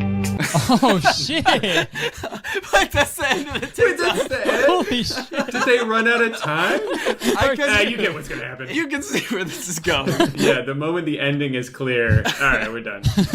So I kind of thought that like this girl represents like a party girl and all she wants to do is party, and the sad girl is like she's like gonna be your wife. She's more responsible. Yeah, she represents stability. She has a ladder for you to get out. Right. Honestly, since they cut it off, we didn't see any negative consequences for his like the one that he chose. That she could have been the right option. It's like, yeah, go get yourself a girl who like likes to dance and have fun. If a sad girl hands you a ladder, use it to get pickaxe up at the hydrant. Yeah, what kind of solution was that? You're stuck in a hole, and it's like someone gives you the tool to get out, and you're like, stop throwing shit at me. I'm trying to figure out how to get out of here. So there's a couple things I noticed. First off, Curtis, you were saying, why don't they just swim out, right? Of course, why don't they? Yeah, it doesn't seem like that's an option in this for some reason. Like the girl, once it gets up to her neck, just kind of goes like this. But the guy, his solution isn't to tunnel like up diagonally. He just tunnels to the side. And I feel like the hole is still gonna fill up over there also. So he just kind of like walked over to the side and now is gonna drown over here instead. It's like if they were stuck on a train track and he just moved further down the train track. It's like, that's not a solution. You don't want to drown like on screen, I guess, because that's like unbecoming. Right.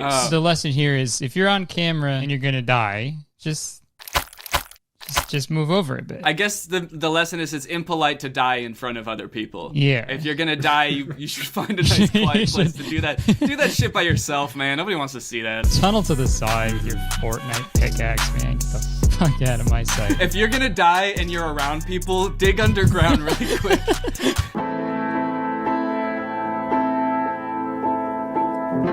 Okay, so this guy is giving true trust. It's true Care? trust, care, and love. Oh, care. Okay.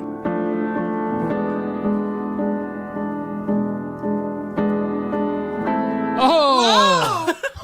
And he just walks away. Yeah. He set the booby trap for her and he just leaves. Damn, my girlfriend fell in a hole. I guess I'll go find another one. I guess I'll go scraping underground for another one. I gotta get a new house, car, and job because I guess all that was fake. Yeah, what was all that made out of? Sand? Yeah, so it's unclear whether he actually has all these things or like these are the promises. Like, I promise I'll buy you this BMW. I promise you a helicopter if you date me. Come on, baby, I'll buy you a helicopter. That's all girls want, and it's honestly disgusting. Realistically, he's only promising like a very small car, a really small helicopter, a tiny house, and a normal bag. None of which she could fit inside of. And what's the difference between true and trust?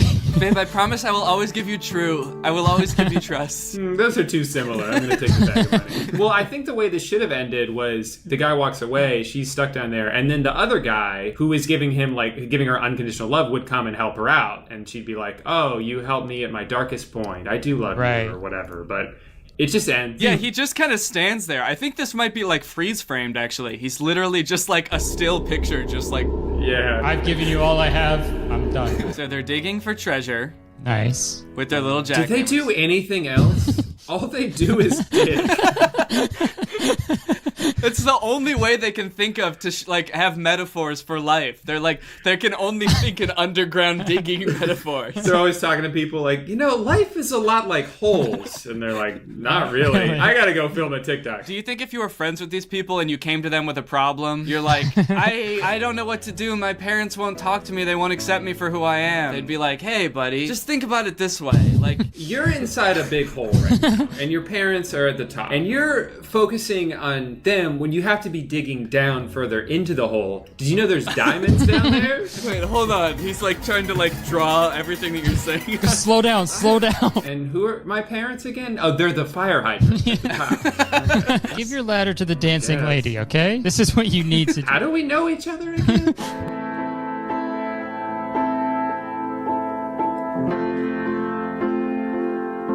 Do these people not know each other? Can she just not give him the ladder when she's done? Are they competing miners digging right next to each other? I think you're going to want to see how this ends because it sounds like you think he's going to get stuck in the hole, right? And that's why he shouldn't be digging down so far? Oh, I thought he was going to dig into it and it was going to be filled with water. There's like a pipe there and he was going to drown like they do in every TikTok. Oh, that's a pipe. Okay, Drew, not all their TikToks are the same, okay? He's not going to drown down there. You're right. They're all very different. All right, let's see what happens.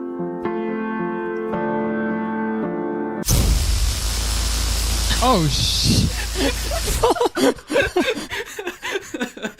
Oh! I told you. You're right. He didn't drown. He got electrocuted. Don't dig down too far or else you will twerk on a pipe. Yeah, so I guess this is about greed. Quit while you're ahead? Yeah, it's like... Do they think everywhere is this plentiful and with like diamonds and treasure? It looks like they're on like the side of a highway. It looks like they dug into the highway.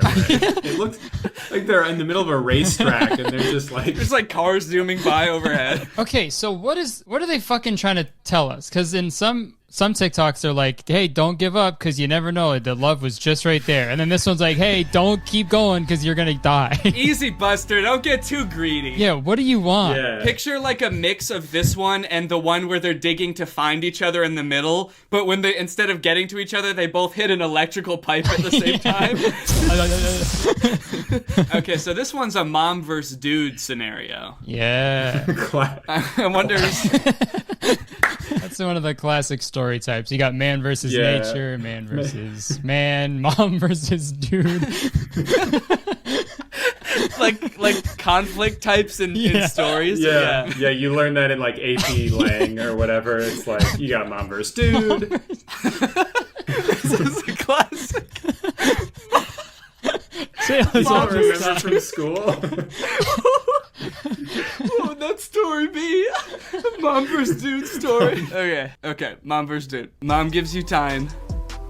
Dude gives you dancing. Mom gives you graduation cap? She homeschooling you? Hat for hourglass. Yeah, she's just putting a hat on the hourglass. Yeah. Oh, it's a fancy hourglass. Dude gives you Mai Tai. Okay. Oh, look at how the dude's standing now. He's like, come on, babe. What are you gonna choose? Beat Mom that. or dude? Come on, bitch. You gonna choose school or one drink? Oh, wait, what was the first thing he gave Yeah, her? I'm having a very hard time making that out. It's like a picture of a girl dancing. Okay. Dude is offering her dancing. Because it's a girl dancing. I'll let you dance. Mom gives you time. Dude lets you dance. He's not gonna dance with you, but he'll allow it. He might not even be there. He will stand there with his arms crossed and let you dance.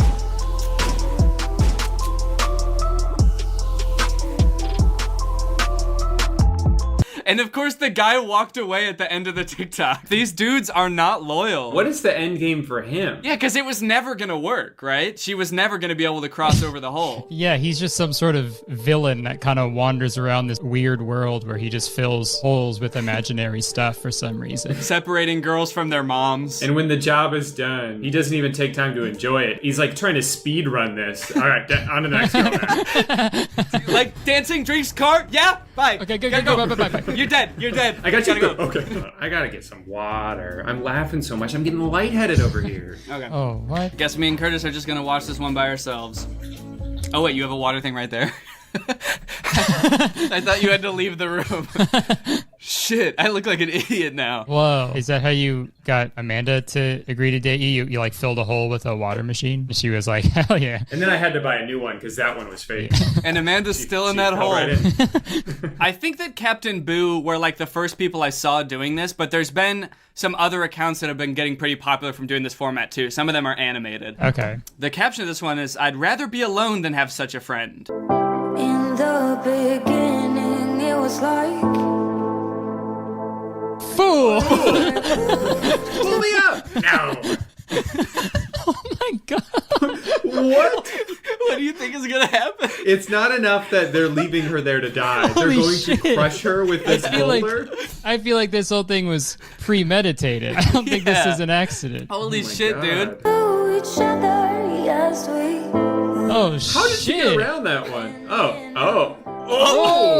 Yo, dude. That was savage. Clutch. That was clutch of the century. There were so many twists in that story. I know, like, it got so dark so fast. Boom! And then they just start throwing these giant-ass boulders down there. But she, like, airbends her way away from them up to the top. How does she avoid? The first one I see how she avoids. The second one goes right through her. Yeah, holy shit. Yeah, in this world that's only two-dimensional, you can't be in front or behind something. You can't add a third dimension where there is none. Damn, they're just throwing their big pieces of shit at her.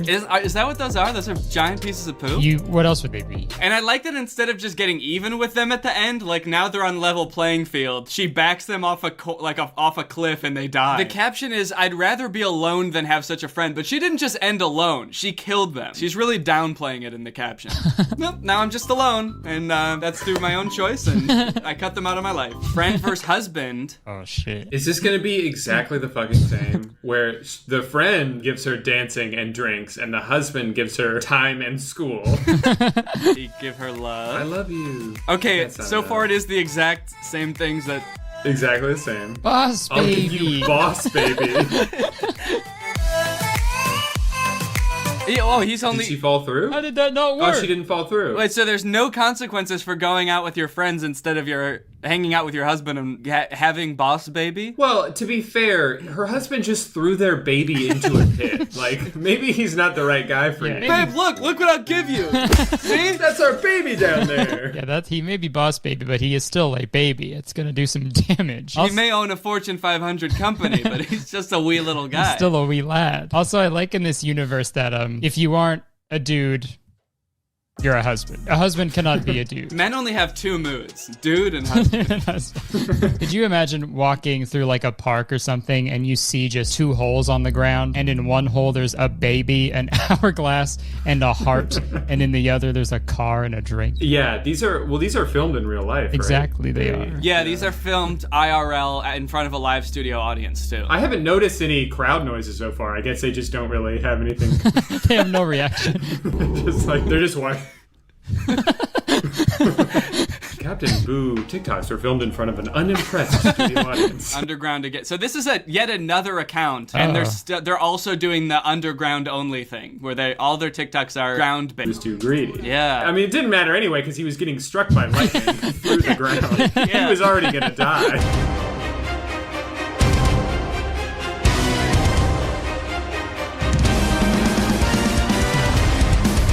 Whoa. 6? 9? 69? They start 69ing? Holy shit. They turned into wolves and are 69ing. Yeah, I wish that's how it ended. They turn into wolves and then they just start sucking and fucking. So, this is like a Freaky Friday type situation where they like switch places. I just don't understand, why did they have to turn into wolves for this to happen? Shouldn't the lightning have turned that other guy into a wolf in the other TikTok? And that other TikTok, lightning strikes him and he turns into 2 wolves 69ing. The guy swims up through the water and he looks into the other hole and there's 2 underwater wolves 69ing. And then they bark over, can we get some privacy, dude? Yeah, the guy's like swimming up and he is gonna say like, told you so, but he just looks into the hole. Oh my god. And there's 2 wolves in there. He's just like, I thought there was a guy in there. Yeah, where are they, dude? This is like Salvador Dali levels of surrealist art. They're like in the middle of the ocean and there's a 6 on these like piled up flat stones. They floated out to sea on these little platforms and they're more concerned with what number this is than like getting back to land. I love on the side of this, it says suggested accounts is Gordon Ramsay. If you went to his account, he has like the exact same style of video. Yeah, it's Gordon Ramsay and one of his other chef friends arguing about like what ingredients should go in a dish. Apple. It's upside down apple. So yeah, so that's the end of the TikToks. Did you guys feel like you learned anything or that you might want to go visit anybody? Yeah, no, I feel like I learned more about like electricity and how lightning works. For me, I was always kind of scared of like getting struck by lightning or getting electrocuted, but if it just turns me into a wolf that's fucking itself, like that's awesome. Yeah, I think that's fine. I think that's what I learned as well. I think that's fine. I think what I also learned was that diamonds are everywhere and you only got a lad. I didn't learn anything. Yeah. I'll be honest with you, man. I didn't learn anything. Wait, you guys just went on like a 3-minute rant about what everything you learned, and then you stumbled over your words once, and now you're back. Now you're taking it all back. Yeah, it was all a lie. If I can't perfectly, regurgitate every single thing that I learned, I didn't learn a thing. If everything we just said was an object, if you tried to step on it, you would fall through. It was all it was all a lie. I think by now we all know the exact appropriate situation to use these metaphors in.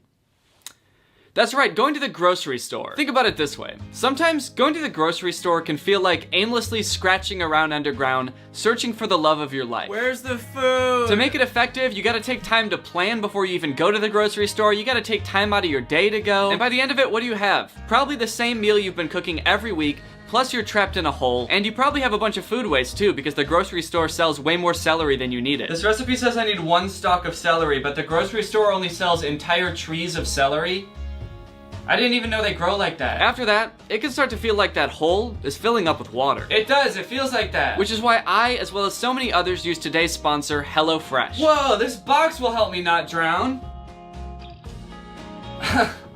It's like a metaphor. Yeah, do you get it? Every week you get a choice of meals to choose from with HelloFresh, and they'll send you 3, although you can always add more. And I love HelloFresh because they take out all the stress of like planning and prepping your meals. They send you all the ingredients you need. They send you very simple to read instructions. So instead of toiling over the stove for hours, I can just read a simple little sheet and have dinner on the table in like 30 minutes. Every meal that we've gotten from HelloFresh has seriously been delicious. I mean, like, they really do not miss. And it's such a wide variety of different types of foods. HelloFresh's carbon footprint is also like 25% less than grocery store-bought meals, which makes it a great environmentally conscious option as well. And if that's not enough to love them, they've also been donating a ton to people in need. They donated over 4 million meals to charity in 2020 and are continuing to step up their donations this year amid the COVID crisis. So if you're interested in some of these yummy, nummy, tasty meals, then head on over to HelloFresh.com and use my code TrulyGreg12 to get 12 free meals, including free shipping. That's HelloFresh.com. My code is TrulyGreg12 to get 12 free meals, plus free shipping. Thank you to HelloFresh for sponsoring this video. HelloFresh is a longtime sponsor. Their food is fantastic. It seriously slaps, honestly. And thank you to you guys for checking out HelloFresh as well, because when you check out my sponsors, it helps me get more in the future, so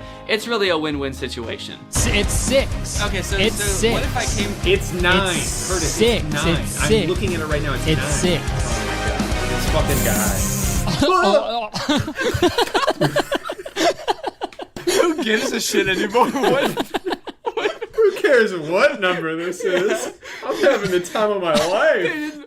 They didn't learn to see it from each other's point of view. They just didn't care anymore. All right, well, thank you guys for watching this video, and thank you to Drew and Curtis for being in the video. Guys, thank you. If you're new here and you're not subscribed yet, make sure you subscribe and turn on my notifications to join Greg. Make sure you guys subscribe to Drew and Curtis's channels as well. Otherwise, I will dig a hole and bury you in it and throw big rocks at you. Are we still in the video? Because this is kind of awkward, man. And Drew and Curtis are still here while I'm doing this outro. I can still cut to them at any moment. They're just sitting there while I'm doing this. Don't use any of this footage, please. I'm gonna use all the footage. Bye.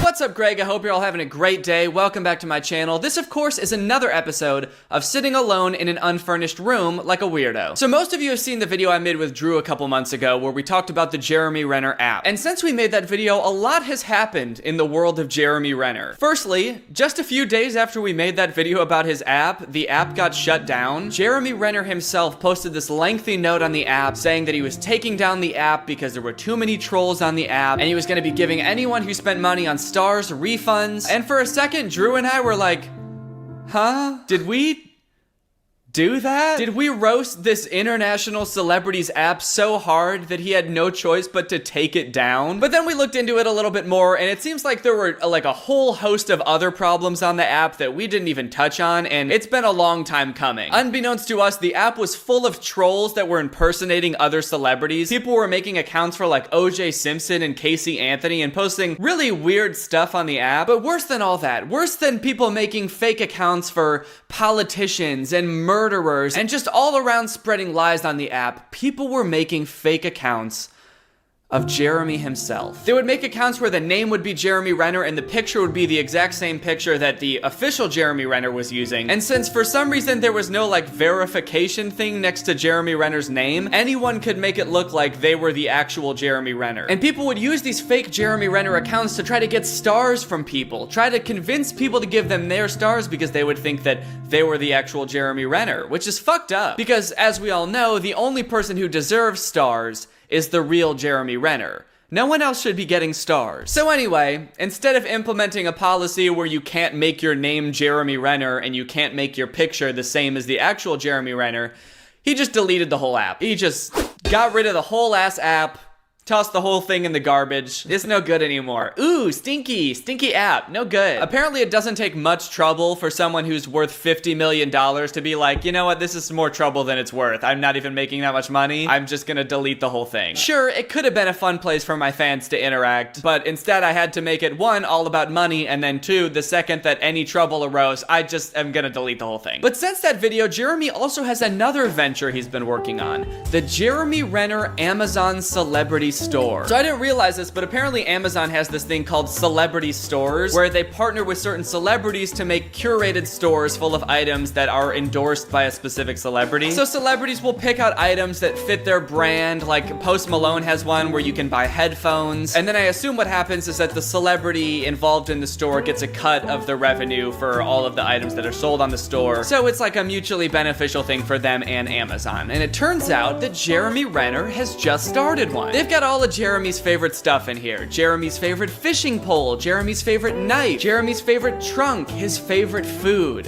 which apparently is beef jerky and trail mix. So if you had any doubt in your mind that Jeremy Renner was a real man's man, the only products he endorses are camping equipment, and the only food he eats are beef jerky and trail mix. You can use this store to be just like Jeremy. Eat the nuts that Jeremy eats. Sleep in the tent that Jeremy sleeps in. Wear the clothes that Jeremy Renner wears. The clothes on Amazon that Jeremy Renner definitely has worn and endorses. He may be worth $50 million, but he totally buys all of his clothes from Amazon and recommends Amazon clothing. Everything on this store just gives off like a weird off-putting vibe. Like all of the pictures of Jeremy Renner they use, he's tending to a fire and looking into the camera with that sultry gaze that Jeremy Renner is known for. I don't know what's got more smolder to it, that fire or the look in Jeremy's eyes. Here he's got some binoculars and looking kind of creepily into the camera. In general, the whole store gives off this vibe of like Jeremy Renner trying to act really cool, but it just reeking of like corporate sponsorship. I went and looked at some of the reviews for the products in this store, and a lot of them are pretty funny. This person rated the fishing rod 5 stars, but their review says, Jeremy, are you disappointed in me? Why does Jeremy look like he's disappointed in the homepage? He's disappointed I didn't catch the fish on the first try, angry that I'm taking forever lighting the fire, and just overly disappointed in the fact, for a moment, I thought I could have been as cool as him by buying these products. Okay, here's another similar review for the fishing rod. This person gave it 4 stars. I have not purchased this product, which is always a good way to start a review of a product, by admitting that you've never used it or even seen it in person. But I just want to say how sad the Jeremy Renner store is. Really look at him. So bad and so sad. I bet he never uses any of the stuff they're selling. But I do think he does high-end real estate, which is pretty smart and cool. Minimal loss if the economy turns south, and a better investment than middle to low-class real estate. But he has a ton of money, so I bet I could never go into that. Anyways, forgot my point, but this store is a shame, and Mr. Renner should be embarrassed. I'd say that those reviews are a pretty accurate assessment of the Jeremy Renner store. It's weird to see someone so famous trying so hard to make money in the most corporate ways possible, like making an app where the only thing you can do is pay him money, like doing this weird celebrity Amazon store endorsing products that he's definitely never used. So anyway, that's what Jeremy Renner's been up to lately. That's the only weird thing he's been doing. He hasn't been doing anything else weird. Other than that, he's been living a pretty normal life with his family, and he hasn't been doing anything weird or creepy, and he definitely seems like a great, well-adjusted man. Jeremy Renner's ex-wife claims he threatened to kill her. Jeremy Renner bit his daughter. Yep, nothing weird. He's not doing anything weird. He's just living his normal life and camping a lot. Those articles do kind of make the camping supplies seem a little bit less fun. Yeah, this whole list of stuff really seems a lot more suspicious after reading those articles. Like, what is he planning on doing with these bow and arrows? And who is he planning on watching with these binoculars? Jeremy Renner's life has really been in kind of a downward spiral ever since his app got shut down. Jeez. I didn't think it'd take that much of a toll on the guy. Anyway, after I was done researching the Jeremy Renner store, I started falling down all these rabbit holes of weird products that are on Amazon, and holy shit, there's a lot of weird products on Amazon. Okay, now here's a really fun product. The Casual Daddle Saddle. Yeehaw? More like knee-haw. More like yee-naw. Cause what the fuck is this? I don't think that this is what the song Save a Horse, Ride a Cowboy was about. Look at this poor dad, dude. He looks so embarrassed. He's been conquered by a 3-year-old girl who really seems to be enjoying herself. I'll give him that. The girl seems to be having a jolly good time, but the dad, he's so ashamed he doesn't even want to show his face. His cowboy face. His cow face. So in case you couldn't tell, this product is just a saddle to put on your dad so you can ride him around. I don't know who this would be a gift for. Like, is it a gift for the kid or a gift for the dad? Seems like a pretty mean gift to get your dad. But a lot of the reviews say, like, this is a great gift for Father's Day. No, it's not. Hey, Dad, for Father's Day, I'm gonna break your fucking back. How's that? I'm gonna ride you around for hours. Happy Father's Day. The customer question and answer section of this product are out of control. Would this be suitable for a toy rocking horse? This product is best used what it is meant for, a dad. Though I'd imagine a rocking horse or whatever would be fine. But like, it's meant for dads. What the fuck? Why so unnecessarily mean? Also, like, a rocking horse. Like you've never heard of one before. Oh, I'm sure your little, what was it again? A rocking horse. Yeah, I'm sure it'd be fine for that. Don't rocking horses already have seats on them? Or like a place for the kid to sit? I mean, I guess a dad does too. The saddle seems pretty unnecessary for any circumstance. It's not that hard to just grab onto your dad. It just mostly seems demeaning demeaning to strap this thing onto your dad. Someone else answered this same question. No!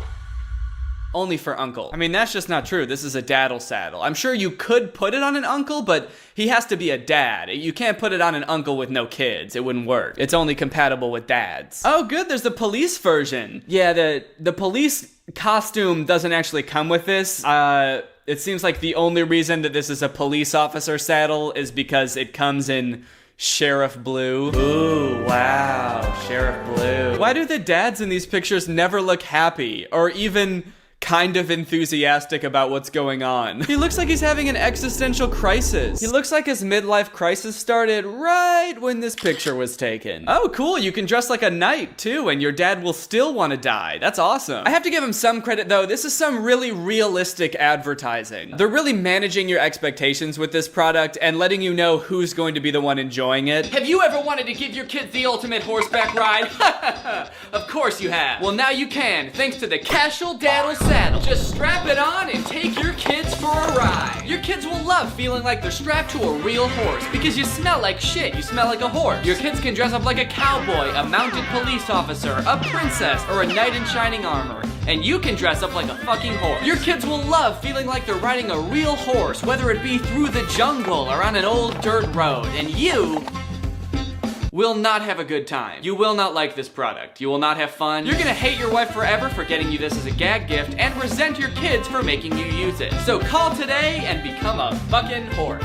Okay, finally, here's one where the dad is actually enthusiastic about what's going on. He's actually happy to be playing with his daughter. But now I feel like he's having way too much fun. Yeah, you know what? I take back what I said before. You should not be having this much fun using the daddle. This dude is getting a creepy amount of joy from crawling around on the floor. All the fun stuff is happening up here. There shouldn't really be anything cool or interesting going on down here. It should mostly just be tiring and painful what's going on down here. You definitely shouldn't be open mouth laughing about just crawling around on the floor. So this one is called the Pony Up Daddy Saddle, which feels like a really condescending thing to say to your dad. Pony up, daddy. It's like, doesn't pony up mean to like settle your debts or, you know, pay what you owe someone?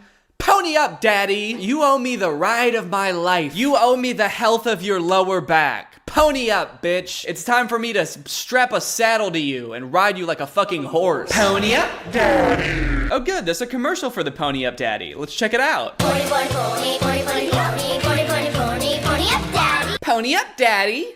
Come on! Oh, great. I'm glad that they're giving kids that command when they want the dad to put on the saddle. It's not just, Daddy, can we play the game where you're the horse? Like, kids are gonna walk into the room and be like, Pony up, Daddy! Pony Up Daddy is a fun saddle that fits your dad just right. He looked so defeated when he got down on all fours. Like, this is really what my life has come to. Got his head down and everything. Just, oh, fuck this again. You can have a pony ride anytime, day or night. Don't worry, Mom. You can pony up too. Oh shit, the Pony Up Daddy works on mommies too? You don't even have to get a Pony Up mommy? This is awesome. What's next? It's gonna work on uncles? You can pony up too with Pony Up Daddy. Oh shit, Daddy. Throw it back. This daddy's throwing it back. Pony up, Daddy. Oh god damn. Pony up, Daddy. Ride an elephant on an African safari or a tiger through the thick jungle. Hop on a dinosaur to take a trip through time. Then ride your pony into the sunset. Jesus, man, how long are these kids riding their dad for? How many animals does this dad have to be before his poor old back can rest? This kid is taking him on a fucking trek. They're going on a journey together. Pony, Daddy, pony. Simply wrap. Why does that dad look like he was looking at something sus on his phone? He's looking at his phone and his kid comes up and he's like, yeah, sure. Yep, I'll do that. I'll pony up. Don't ask what I was looking at. Kids climb on the saddle and grab the handle and hang on.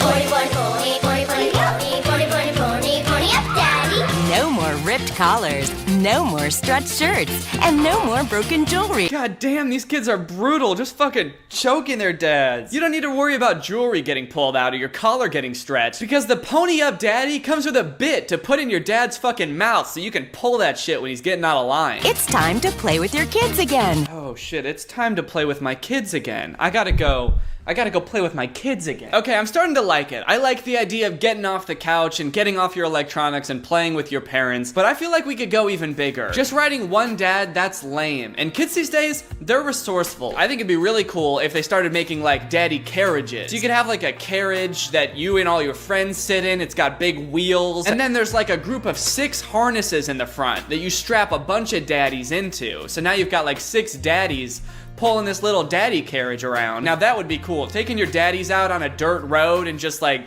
yeah, daddy, pony up, yeah! So if the makers of Pony Up Daddy or the Daddle Saddle are watching this, feel free to use my idea. Just cut me like a 30% royalty check and we've got a deal. You could call it the Giddy Up Daddy or the Daddy Drawn Carriage. Well, I feel like it's gotten significantly darker in this room since I started filming, and you know what that means. I've been filming for too long, so it's time to stop. Thank you guys for watching this video. If you want to support my channel, head on over to my merch store and check out some of my cool new merch. I've got hoodies that say Greg. I've got t-shirts that have a little picture of me and that guy on them. We got Nutcracker hats. We even have little Greg necklaces now. So if you want any of those cool things, head on over to DannyGonzalez.store. If you're new here and you're not subscribed yet, make sure you subscribe and turn on my notifications to join Greg. We're the fastest growing army on all of YouTube. No cap, son. There's not a cap involved in this entire equation. Nary a cap to be found. Thank you, Melly, for turning on my notifications. You are truly Greg. I'll see you guys next time with a really interesting video where hopefully I'm not in a totally undecorated room. Bye. She call me daddy. Yeah, I ain't got no kids, but the way she talking to me, you would probably think I did. She call me daddy. Yeah, I ain't got no kids, but the way she talk to me, you'd think I'm her guardian. She call me daddy. Bitch, I got those long socks underneath my brown Crocs, drinking. What's up, Greg? I hope you're all having a great day. Welcome back to my channel. This, of course, is another episode of Boo. So, it's officially October now. And you know what that means. It's sweatshirt season.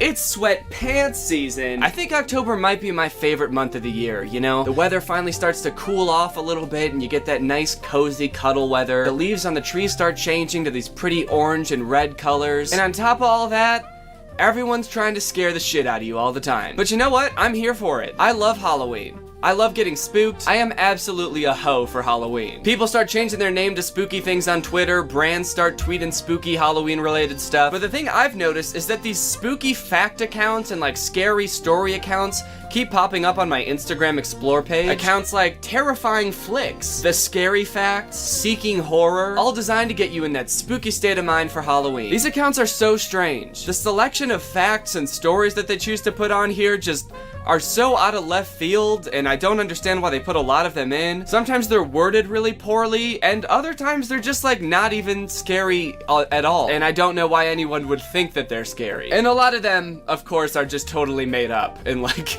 just aren't true. Also, before we get started, I got new merch, baby boy. The Greg hoodies now have a new logo, and it's not just Greg typed in a free font that I found like it was before. Also, these shirts, which I really like, I think that they're very cute. We also just added these cool Nutcracker embroidered shirts that have like a little Nutcracker right on your chest. Also, for the first time, I now have hats. They have that same little Nutcracker guy design on them. So check all that stuff out. It's at DannyGonzalez.store. The link is in the description. Okay, listen to this fact. On August 29th, 1968, all TVs in America shut down without any reason. There was a murmuring voice on the TV that some believe was the devil's voice. I mean, that sounds kind of creepy that everyone's TV shut off and there's like a voice on the TV, but like, is there any reason that people thought it was the devil? Like, did it say something that made people think it was the devil? Or did people just hear a murmuring sound coming from the TV and like, all at once everyone just agreed, yep, that's the devil. Yep, that's the devil, all right. That's what he does. He turns off everyone's TV and then he just murmurs into it. He just has a tiny little voice and he just murmurs and you can't even hear what he's saying because there's static over it and he's really quiet. The devil's really shy. When I hear the word murmur, I just picture like,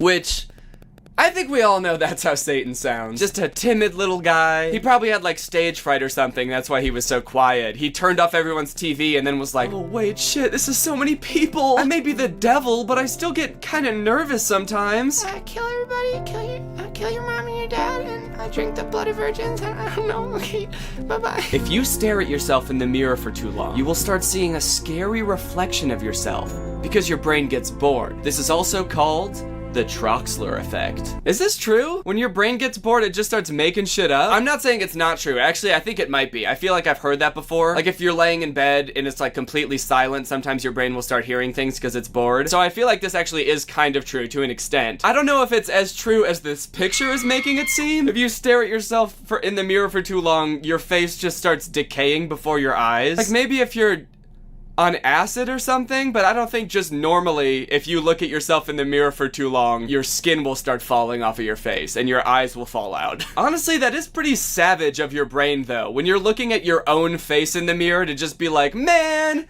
this shit is boring, dog. I want to look at something else, man. This fucking face.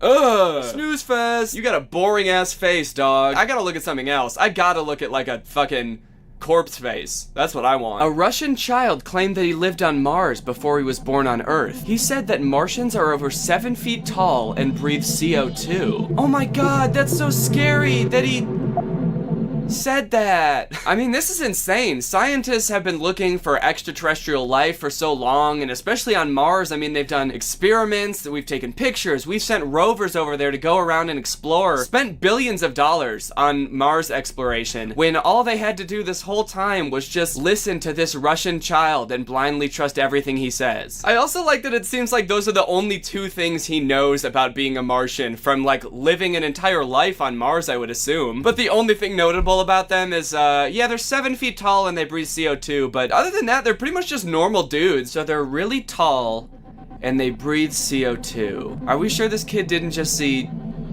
a tree? I was playing hangman with my daughter the other day. She looked me straight in the eye and said, "He looks just like the hanged man in our basement." Okay, I've seen lots of facts like this, that it's like something creepy a kid said. Kids say creepy shit all the time. Maybe it's because kids see ghosts, but maybe it's just because they're kids, and kids are dumb. I'm just imagining being the dad in this scenario. Like, your kid says that, and you're like, I got you.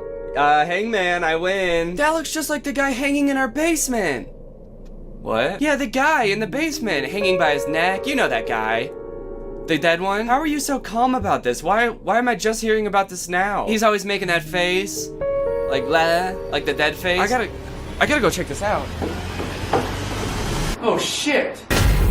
Did you know Charles Darwin ate almost every animal he discovered? I guess this one would be scary to me if I was a fucking finch. Is that who this account is for? Seeking Horror? It's for finches in the Galapagos Islands? If I was a finch in the Galapagos Islands, I would be pretty scared when I read this. You never know when Charles Darwin is gonna come along and eat your ass. Or not eat your ass. Just eat your whole body. Do you think this means he ate like one of every species he discovered? So like if he saw a whole bunch of birds, they were all one species, he would just eat one to see what it tasted like? Or did he eat every animal that he like found? That's what he would do. He would go around in his little boat, he would dock at an island, and then just sprint through the jungle. Just devouring every living thing in sight. Charles Darwin was a plague on every island he visited. Charles Darwin, you are a monster. Some of these just sound so like conspiratorial and paranoid that it just makes me worried about the person who wrote them. What if you're the only person left on Earth and the rest of the population you see is just your imagination playing tricks on you? What about that? What if that were true? Wouldn't that be scary? I mean, I guess that's kind of creepy to think about, but also, would that even change your life that much? I mean, if I've made it this far just pretending that everyone else exists, I think I'm doing pretty well. Honestly, I feel like that would make me feel pretty good about myself. Like, if my parents aren't real, I taught myself how to talk and walk. Everything I've ever learned, I taught myself. I made up calculus. I fucking I came up with physics just out of thin air and then sat in an empty classroom apparently and taught it to myself. So I guess I already know everything and I just haven't taught it to myself yet. In Detroit in the 1930s, a baby fell from a high window and landed on a man who was passing the street below. The baby and the man both survived the incident. A year later, the same baby fell from the same window and landed on the same man, and they both survived. Dude, this poor fucking baby? Holy shit. What parent keeps chucking their baby out the window? Or don't leave your window open so much, maybe. I mean, if it happens once, you'd think you'd learn. And they keep throwing the baby at the same poor guy. This seems less fitting for like a creepy horror account and more fitting for like a statistics account For statistics buffs? Yeah, even the caption, what are the odds of this? I could almost see this on like a hopeful Faith in Humanity Restored account. Like, this man saved this baby's life, and when they met again a year later, he saved his life again. Also, what is this picture? This is clearly not a real picture of this happening. It's very clearly photoshopped. One, because there's obviously no way that someone would have a picture of this happening, like someone was waiting with a camera ready for the baby to fly out the window. But more importantly, this is like the fakest picture I've ever seen. I don't even think that's a real baby. I think that's a picture of like a baby doll from Google Images. It's way brighter than the rest of the image. And which man here is supposed to be the one that it falls on, because neither of them are close enough for that to happen? Also, the window is closed. So did the baby morph through the window? Maybe that's why it keeps happening, dude. Your baby's a ghost that can just walk through walls. That explains why the baby's not dying, because it already did, and it's a ghost. In 1971, the Pereira family began to encounter strange, human-like faces / stains that appeared and disappeared in their home without explanation. One day, Maria Gomez told her husband that a face had appeared on the concrete floor in the kitchen. Her husband immediately destroyed the image with a pickaxe, only to have it appear again later. The mayor forbade them from destroying the new face and had it cut out for testing. Later, it was known that the house was built on a graveyard. I'm sorry, so two weird things are jumping out at me. First off, like a weird stain appears on your floor and it resembles a face. I would be like, okay, that's weird. We should clean the floor. But the husband was like, I gotta fucking destroy this with a pickaxe. I gotta break the fucking floor. And then it happened again, and the mayor showed up and took the floor? This sounds like a very made-up story. Again, I'm not saying it's not. It could be based in truth. I'm too lazy to Google whether this really happened or not. God damn it. Honey, the face is back. What? Again? Can you please destroy the floor again? Yeah, I got you.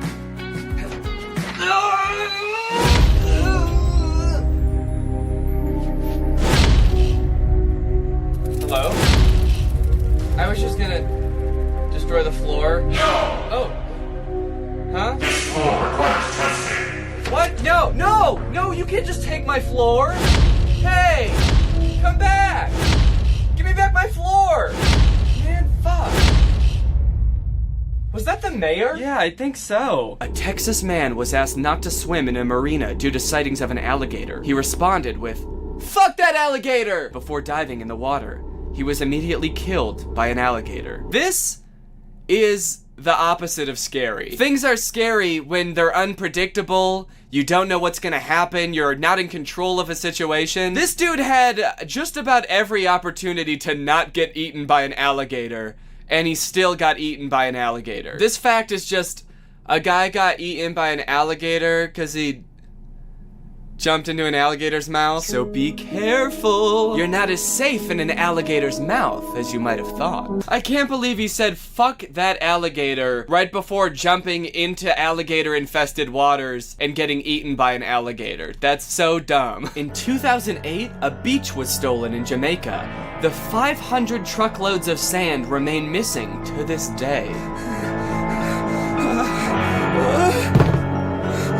What? Where the fuck could that beach be? Okay, these other facts weren't that scary, but where the fuck did all that sand go? Nothing is scarier than missing sand. Where is the sand? Why did someone need all that sand? What are they planning with that sand? They're plotting something big for sure. They're gonna do something big with all that sand, man, and I'm not sticking around for when they do. Mr. Sandman stole all my sand. Okay, this is from a screenshot of this spooky facts thread on Twitter. Some of them are pretty spooky, but this one, the electric chair was invented by a dentist. Oh, a dentist? How is that scary? It's not like he did it while he was cleaning someone's teeth. He just decided, well, wait, what if I just fucking plug this chair into a wall and kill this dude? And it worked, and then he was like, I gotta patent this shit. That was probably like a side gig. He did that on his own time. You don't have to worry about your dentist just inventing a new method of execution while you're getting your teeth cleaned. I don't think that that's what you should take away from this. You're getting your teeth cleaned and you see your dentist just kind of like thinking while he's cleaning your teeth, and then all of a sudden he turns around and just picks up a fucking chainsaw. Oh fuck, not again, no! I call this one the chainsaw chair. This one's really weird. A time traveler stated that on September 11th, 2018, a man named Janow Oliver Beck will be born. It's said that he will be elected 56th president of the United States on November 3rd, 2082. We now have evidence that a boy was born on September 11th, 2018 by the name Janow Oliver Beck. The thing I love about this fact is they totally gloss over the first sentence. A time traveler stated on September 11th, 2018. They're just gonna gloss over the fact that there's a time traveler that exists. So we all know that there's time travelers. We don't need to explain how we know that or why we believe that this person is a time traveler. But here's what he said. As if that's not the far-fetched part of this. The fact that there's a time traveler walking around just spouting out prophecies. Also, I like the wording, we now have evidence that Janow Oliver Beck was born. What is the evidence? Is the evidence the fact that he exists? Because if the evidence isn't like his birth certificate and the fact that he was born, then I'm a little skeptical. Like, did you just find clues somewhere that this dude exists now? We found little booties on the ground, little baby booties with the name Janow Oliver Beck. Put it in the evidence bag. Just one more clue that this baby exists. Buzz Aldrin was the second person to walk on the moon and claims that he saw aliens on the moon. He told NASA and some people, just some, not important who, he told NASA and some other people too, so it's not just NASA. He even took a lie detector test and passed. Look it up. Okay.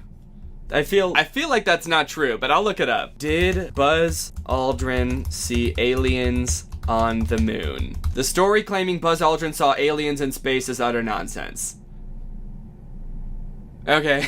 Did they just think no one would actually look that up? They were so confident. Look it up. Go ahead. You'll just find that we were right. Oh wait, what are you doing? Are you actually looking it up? No! All right, I feel like that's enough spooky facts. I feel like I'm sufficiently in the spooky mood, and now I just kind of want to listen to some spooky tunes. And I'll do that with the help of our sponsor, Raycon. Raycon is a company that was founded by Ray J, and their earbuds are endorsed by celebrities like Snoop Dogg and Cardi B. They offer a huge selection of wireless earbuds and headphones that come in a variety of styles and colors to fit your personality and your own personal style. I like to wear mine when I'm working out. Look at how fast I'm running right here, and they're still not falling out. Now I'm dancing on top of a cliff. They're still not falling off. Uh-oh, now I'm falling off of the cliff. What's gonna happen? I hope he's okay. Oh no! Now I'm dancing again. And the best part about them is they start at about half the price of other premium wireless earbuds. They sound just as amazing as other top audio brands you know, and their latest model, the E25, is their best one yet. With 6 hours of playtime, seamless Bluetooth pairing, more bass, and a more compact design that gives you a nice noise-isolating fit. So go to buyraycon.com/Danny Gonzalez or click the link in the description to get 15% off your order. Thank you to Raycon for sponsoring this video, and thank you to you guys for checking out Raycon. When you guys check out our sponsor, not only does it help them, but it also helps me because it makes people want to sponsor me more in the future. So if you want to check them out, just check out that link in the description. Also, we still have a few shows left of our tour. I'll put the cities that still have tickets left up on the screen. It's been really fun performing it like every night for a different crowd of people. It's been really cool to meet you guys, and I think the show has just been getting better and better every night. So if you want to snag tickets to it, go to wearetwodifferentpeopletour.com or click the link in the description. Alright, thank you guys so much for watching this video. If you're new here and you're not subscribed yet, make sure you subscribe and turn on my notifications to join Greg. We're the fastest growing army on all of YouTube. Do not look that up. Alright, thank you Eternal Galaxy 3106 for turning on my notifications. You are truly Greg. I'll see you guys next time with a really interesting video where I run Drew and Curtis over with the tour bus. Bye! This video is over now. Over now. Go find something else to watch, or just watch this video. I know we had a lot of fun, but you can't stay on this end screen forever. No. This video is over now, so why are you still watching this? Do you not? Hey Greg, welcome back to my channel. I hope you're all having a great day. This of course is another episode of weird shit that I found on Instagram. Every time I make a video about Instagram ads or Instagram memes or Instagram comedians, my Instagram DMs are immediately flooded with people who find similar things and they send them to me, hoping that I will make a video about those things also. It's kind of helpful actually, as someone who, you know, makes a lot of videos about these things. It's kind of nice to just have people send them to me. So if you find weird shit on Instagram, feel free to send it to me. My Instagram is Danny Gonzalez. But especially after the video that I made about Instagram ads, I got so many people sending me all of the weirdest Instagram ads that I couldn't not make another video about them. Now I know what you're thinking, that sounds like a lot of fun, and it does, and it will be, but before we have too much fun, I think it's important to remember that this chair sucks. I've been using this chair for a long time. It's a fine chair, it's sturdy enough. I guess what I'm trying to say is there's nothing fun or cool about this seat. It's a pretty plain seat. It just doesn't really do much for my butt. Or the rest of my body, come to think of it. But luckily, today's sponsor is SeatGeek. SeatGeek is an app that makes getting tickets to cooler, more fun seats way easier. You can get seats to football games, basketball games, Taylor Swift games, Kanye West games, whatever kind of games you're into. With SeatGeek, you can do everything on your phone within the app, including actually scanning to get into the event. They've got the best deals, and they have a scoring system that lets you know when you're getting a good deal and when you're not. And if you use my promo code GREG, you'll get $20 off your first purchase. So head on over to SeatGeek. You can use the link in my description. Thank you to SeatGeek for sponsoring this show. Guys, get your butt in a better seat. I'm sure a lot of you remember the last time I reviewed ads for mobile games on Instagram. They all seem to have this really weird strategy where they show a clip from the game and then the caption above it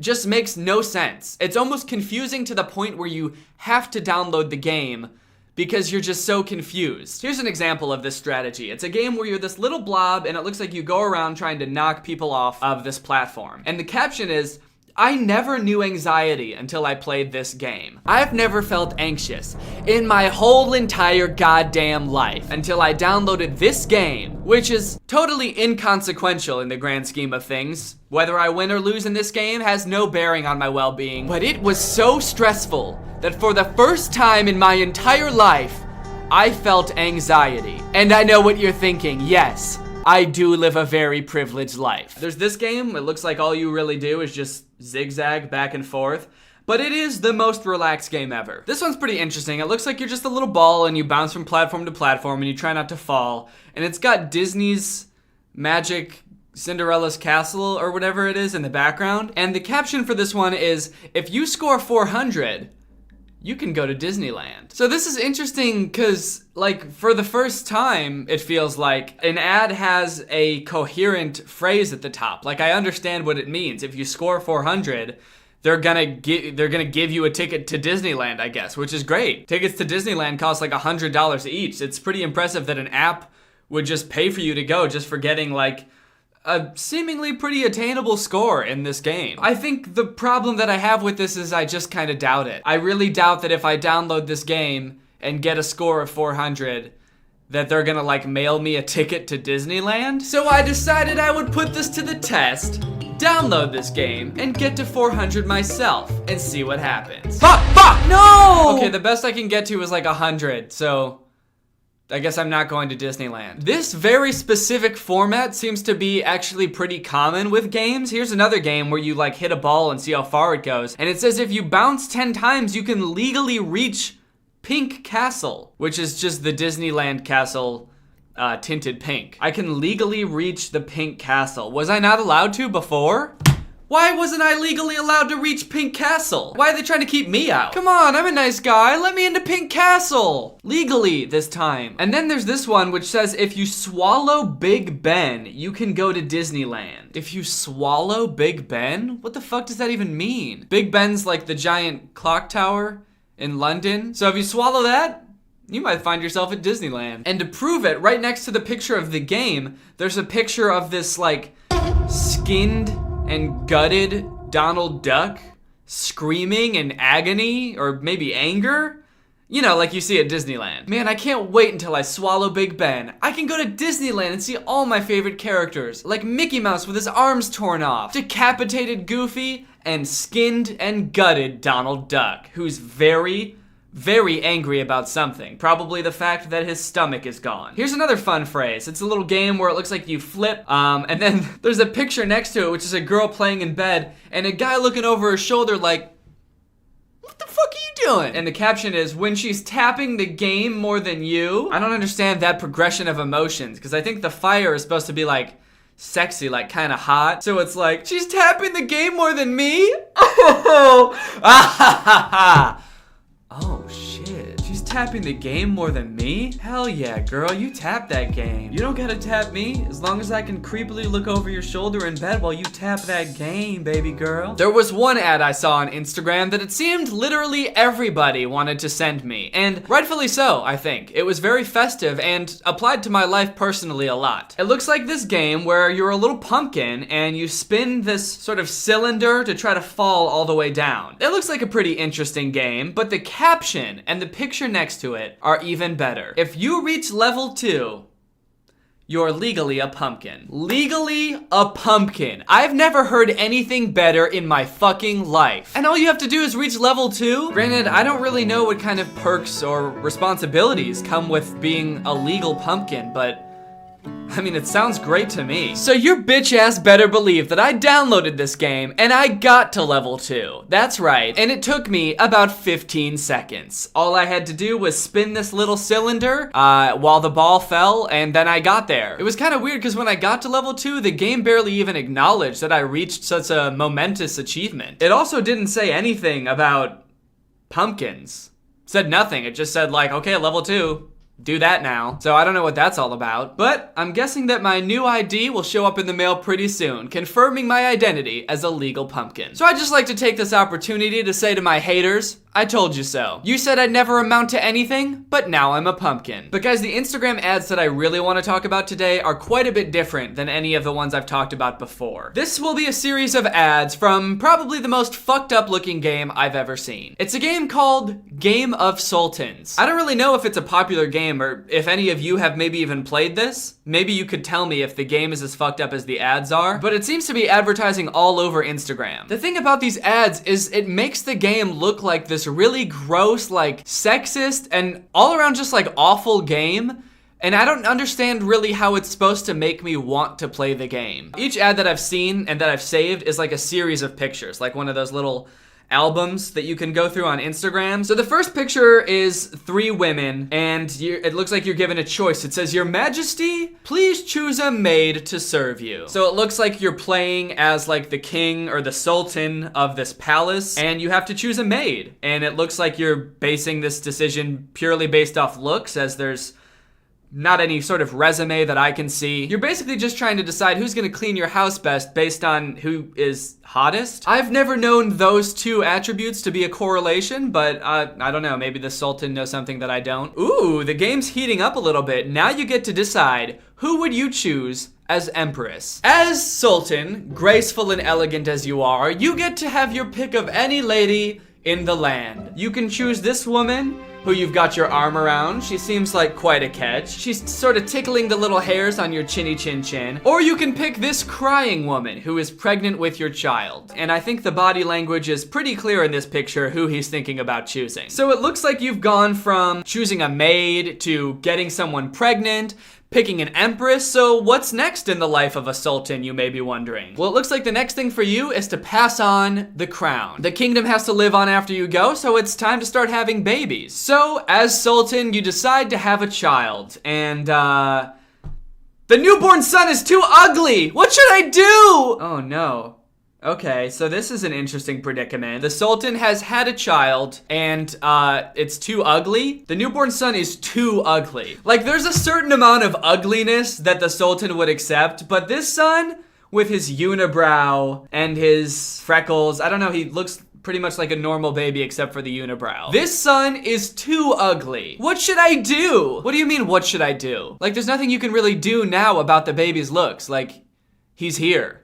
The baby is here. But let's see what the options here are. I'm guessing it's going to be something like you can choose to either, you know, give the son up for adoption because he's too ugly, or you can love him just the same because no matter what he looks like, he's still your son. It looks like there's one button and it says dislike. So I guess that's your only option, is to just dislike your son forever. Ooh! Oh, the newborn son is too ugly. Dislike. I don't like you. I'm sorry, you're too ugly. And that is the only thing I will be doing, is not liking you. This game doesn't seem very fun. There's not many options. So you might think this ad is a little bit too far already, but things are really about to go off the deep end in this next picture. So there's this picture of this girl, and she appears to be crying. It looks like she's got something going on with her face, and she says, "My queen, please forgive me." So I guess we're the queen now. So I don't know what happened to the king or the sultan, wherever he is. He's probably off disliking his son somewhere. And the two options here are forgive her or slap again. I've already slapped her once? I feel like a monster, and I'm not even playing the game. It just put me into this situation where I've already slapped this girl once. I don't even know what she did. The game just assumes like, yeah, well, obviously you're gonna slap her once, but what do you want to do after that? Like, are you gonna forgive her, or do you want to slap her again? If this is really in the game, I don't really think this game should be in the App Store. I mean, it's just a confusing premise for a game, first of all. Like, what even is this game about? Is it about even being a sultan? Because it kind of just sounds like being an asshole. Like, you're picking a maid based on looks, you're abandoning this woman you got pregnant, you're calling your son ugly, and then you're slapping this woman. The caption for this ad doesn't really help either. The maid conceived your child accidentally. That's a weird phrase. She conceived your child accidentally. It's sort of taking a lot of the blame off the dude, right? Like the sultan's like, whoa, whoa, whoa. Yeah, I might have had sex with you, but you're the one who accidentally conceived a child. Saying accidentally makes it sound like it was like a clumsy thing, like, whoops, oh, I slipped and now I'm pregnant. Would you ask her to give birth and promote her as a concubine? What's a concubine? Is that like a mix between a cucumber and a porcupine? A concubine is a woman who lives with a man but has a lower status than his wife or wives. The next ad for this game has some pretty good social commentary. Let's check it out. The first image shows 3 women again, but this time we see young girls. One is poor, one is noble, and one is rich. I think that this image is trying to make some sort of like social commentary about rich people, because the rich girl looks a little bit heavier. The caption says, Ottoman Palace Life. I was born 20 times before I gave birth to a cute princess. What does that mean? I feel like that's a mistranslation or something. But the result was accidentally fat. No one wants to marry her. Ugh. No one wants to marry my fat daughter. Do you know how many times I had to be born to have that daughter? So I don't really get what the picture's supposed to represent. Like, was I supposed to have a poor daughter so that way she'd be skinny? But don't worry, the next picture is worse. Jesus. Okay. The next picture is the rich girl from the previous picture saying, Father, I need a hug. And the father saying, you must lose weight. What? Okay, forget how fucked up this is for a second. Forget how fucked up it is that this dude won't give his daughter a hug because she's overweight. How is this game fun?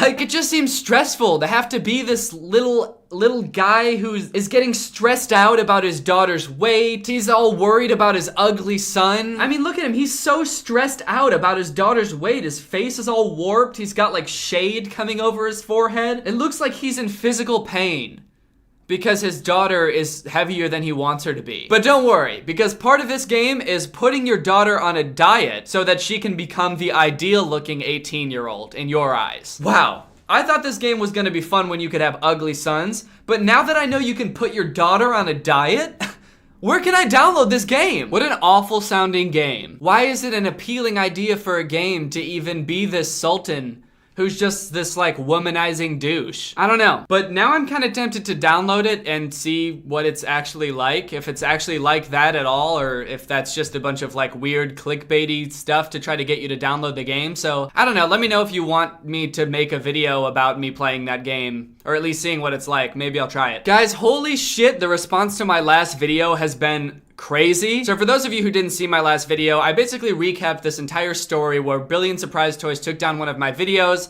but after a long effort and a little bit of reviewing my legal options, we got it back up. That was the video about Papa being replaced. There was the song at the end of it. I turned the song into a full version of the song to sort of stick it to Chad. That went up on iTunes and Spotify. It got on the top of the iTunes comedy charts for like 3 days. After I posted that video, it got back up onto the top of iTunes comedy charts and stayed there for like a week. It's also now my second most streamed song on Spotify, and it's probably gonna become my most streamed song on Spotify in a couple days. It's just crazy all the good feedback I've been getting on that video. I really appreciate it. And I think it just really goes to show how strong Greg truly is. If you don't know what Greg is, it's the name that I call my fans. It's my fan base, but it's more than just a fan base, it's a family. We're a family and we're an army. The strongest army on YouTube, in fact, and the fastest growing at that. So thank you guys for being so supportive. I'm really glad that you guys have enjoyed the song as much as you do. I've loved seeing your tweets and like Instagram videos of like you listening to the the song with friends and stuff like that. That's awesome. As always, if you want to join Greg, all you have to do is subscribe and turn on my notifications. Thank you, My Sister Wants a Corgi, for turning on notifications. You are truly Greg. I hope that your sister gets the corgi that she wants. I'll see you guys next time with a really interesting video where I am overcome with stage fright,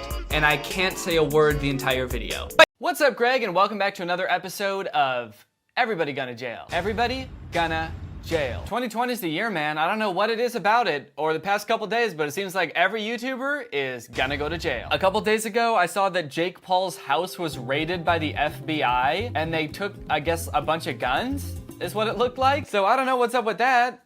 I don't know why he got so many guns. And now I'm seeing that the Stokes twins, who you may remember from my video about the shirtless twins of Instagram, they are being charged by the police for a fake robbery prank. Now, like me, you may be wondering, what's a fake robbery prank? How do you rob a bank as a prank? Makes you think. Like, did they just rob a bank and when they got caught, they were like, oh no, dude, it's just a prank. I mean, sure, we did actually steal all that money, we held hostages and ended up killing a witness, but it was just a prank, dude. There were cameras everywhere. They were all up on the ceiling. You didn't see them?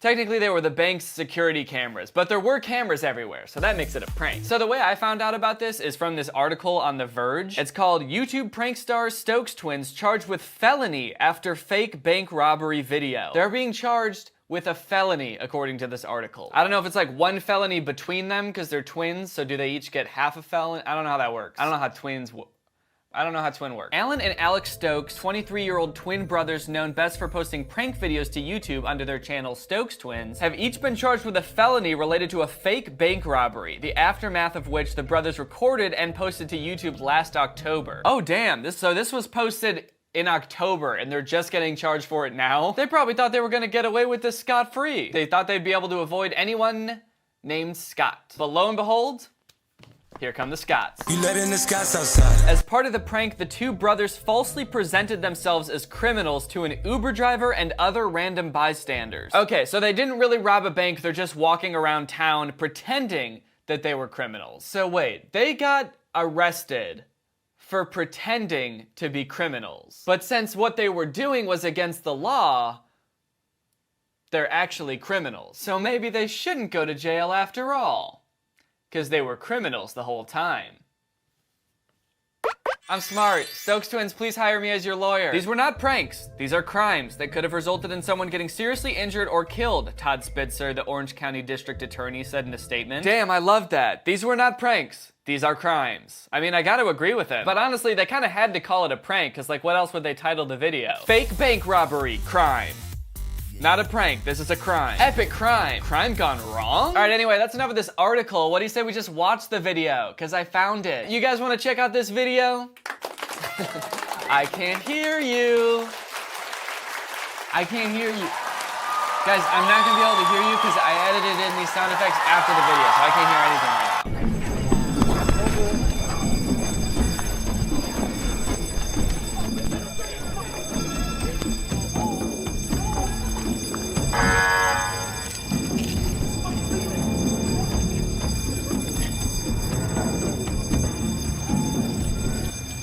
Hey guys, welcome back to another YouTube video. So I'm Alan and I'm Alex. What is this little baby lullaby music at the beginning? What a weird change of pace. They start with this video of two like crooks violently exiting a building with bags of money. They're running around scrambling. They've got ski masks on and duffel bags full of cash. People are legit scared, like running away because they think they're in real danger. And then it just cuts to them like, hey guys, we're doing a video today. We're gonna be doing a sweet little baby prank. We're playing sweet, soft music to really exemplify the fact that what we think we're doing is really cute and silly, and we don't understand the consequences of our actions at all. You might be wondering why we're dressed like this, and it's because...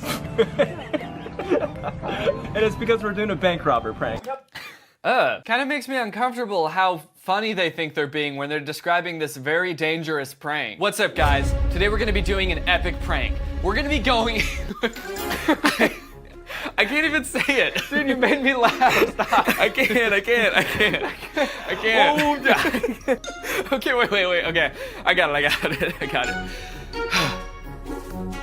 Today we're gonna be hunting people with a bow and arrow. Oh my god, this is gonna be hilarious. We're gonna be running around in front of people and making it seem like we just got done robbing a bank. Let's try to get this video at 100,000 likes because we're literally risking our lives doing this video. Okay, wait, so they do understand how dangerous they're being in this video. They just said they're risking their lives, so they know there's a good chance that like the police could get called on them and they could get guns pointed at them. They're like, hey guys, make sure you smash that like button, baby, because we could die from this shit. 1 like equals 1 shock from the defibrillator. But I guess the problem is that they only see the possible harm being to them. They don't seem to understand that other people could be hurt by their actions also. Excuse me? Do you know where the nearest bank is at? Just like a bank where I can make like a large withdrawal, if you know what I mean. 200? No, I'm trying to make like a larger like amount. You know how tight your security is, or? Oh, God, I'm so uncomfortable. This dude is just not entertained at all. I really admire this dude's ability to just look so bored and like not impressed by this prank. I feel like this dude, the twin, I don't know if this one is Alex or Alan. I'm just gonna call him Al. I feel like Al thought this dude would be like, oh, what a fun, oh, this is such a fun prank. Oh, what a fun, silly little thing you're doing. But I gotta give it to this guy. He just straight up stone-faced them. Just, I don't get, no, I don't care. What is this? I feel like that's the best thing you can do to a prankster, is just like not react at all. Because how boring of a video would that be? A prank video where nobody gives a shit about the prank that you're doing? I got stabbed! What? In the arm, look! This is dumb. Got him. Epic crime. Hey, look, man, I'm trying to perform CPR on someone. Can you get out of here with your dumb prank? It's not dumb. Next prank. Ooh, little boy, I'm a monster. I don't care. I'm a scary monster, though. I don't care. I'm gonna get. You suck. Haha, mean. Guys, smash the like button. 1 like equals 1 I don't suck. You do suck. Cheating on the love of my life prank with a fake girl. She's gonna come in any second and see this.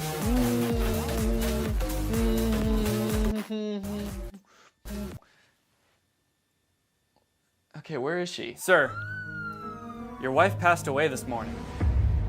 What? I was one of the officers on the scene. Too late, unfortunately. She collapsed on her way to work. Said something about losing her will to live because her husband is so bad at pranks. A passerby tried to perform CPR, but he said he got distracted by a dumb prank. Hey, look, man, I'm trying to perform CPR on someone. Can you get out of here with your dumb prank? Dumb prank? Dumb prank? I can't believe it. He didn't hate my prank. He was just busy. What? No. Also, you're under arrest. Fuck.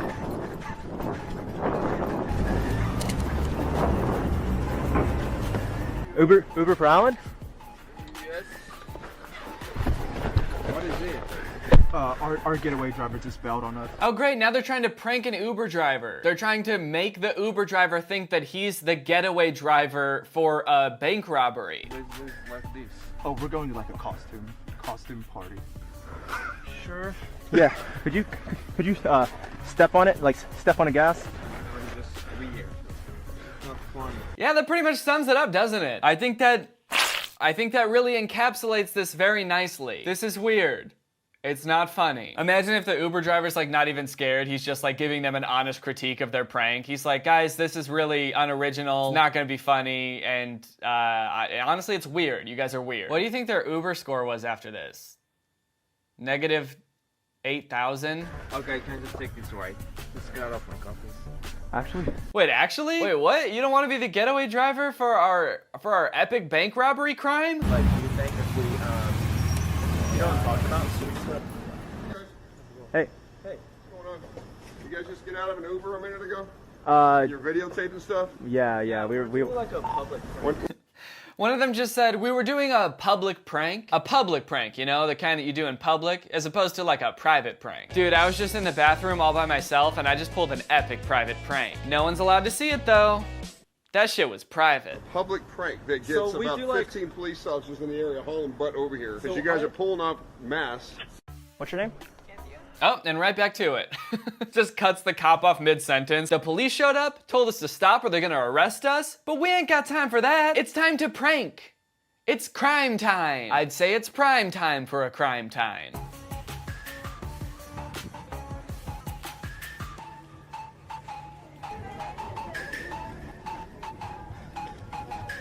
Goes to call police. What a weird thing for this guy to do. He just goes to call the police because he thinks he's just witnessed a robbery. Uh-oh, Good Samaritan alert. What a fucking dweeb. So at the end of the video, it shows them going up to a couple of the people that they've pranked throughout the video and like telling them that it's a prank and laughing about it. So apparently they go up to these kids and then they start talking about how the police keep getting called on them all day and they're as if they're like exasperated from it. Yeah, no, we've had the police calling us like all day, so like... Yeah. Which like, if they were, then why not just stop after the police get called on you the first time? Or maybe stop right after you have the idea for the video. No. So like there was an Uber. I called an Uber driver, right? And we both got in the car. And then the like people like saw us get in the car with like the ski mask and everything on. And then the Uber driver kicked us out of the car. 1 minute later, there were like 10 cop cars that pulled out like guns on him. Like they were like rifles. They thought he was a getaway driver. So he had like 15 guns like put on. He's like, I'm not even a part of this. Oh my God. I seriously cannot believe that these two are standing around laughing about this. Standing around joking and laughing about almost getting their Uber driver shot by the police. That's so crazy. This is so weird. Like, I feel like when I've watched the Stokes twins videos before, they've never been like that, like pushing the envelope. It's usually just like really dumb YouTube shit. Like, yeah, their most recent videos, eating 100,000 calories in 24 hours. Extreme bite, lick, or nothing food challenge.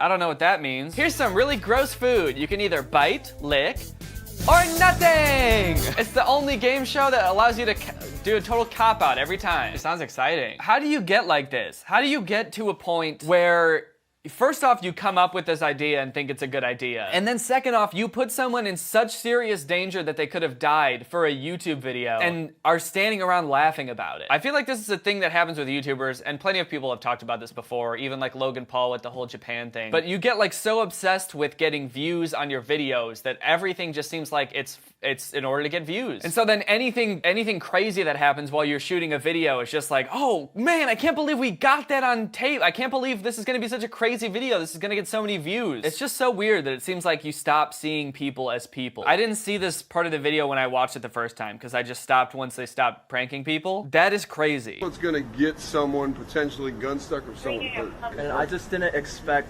this to actually happen because like most of the time people are just always laughing because they're twins, so they can usually tell right away. So this dude's saying, oh, we thought that everyone would know it's a prank right away because they're twins, and twins always do pranks. So, wait, you thought that everyone would know that you were joking right away? Then how is that a prank? You know, one of those pranks where you know the whole time that you're being pranked and you know that it's not real, so it's not a prank. We thought it was gonna be that kind of prank. It's not a prank if you don't fool anyone, is it? It's just two guys doing a thing. Or I guess to quote the district attorney of Orange County, it's just a crime. Anyways, that's pretty much the end of the video. Sorry if this wasn't as funny. I feel like this was a little bit more ranty and less funny, but hopefully you still enjoyed it. If you're new here and you're not subscribed yet, make sure you subscribe and turn on my notifications to join Greg. Also, if you want to get any merch, head on over to dannygonzalez.store. There's some pretty fresh stuff on there, and I'll see you guys next time. Bye. This video is over now. You'll find something else to watch, or just watch this video. I know we had a lot of fun, but you can't stay on this end screen forever. No. This video is over now. So why are you still watching this? Whoa, my new YouTube video is doing really well. And I'm getting subs like crazy. I must have really figured this YouTube thing out. I mean, if I just keep doing this, I'll be a YouTube star in no time. Well, as long as nothing gets in the way of me posting videos. Time to sit back and relax with a nice warm beer to celebrate my pending YouTube fame. Gosh, I feel like nothing could go wrong right now. This is pretty good, actually. What is this? Forget juice. That's a weird name for a beer. Oh God, I don't feel so good. I hope this doesn't impact my ability to make YouTube videos.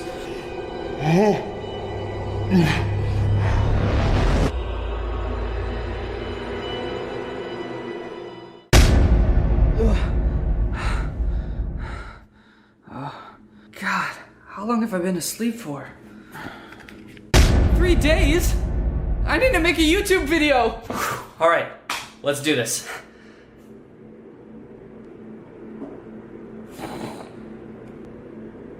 Where's the camera? Camera.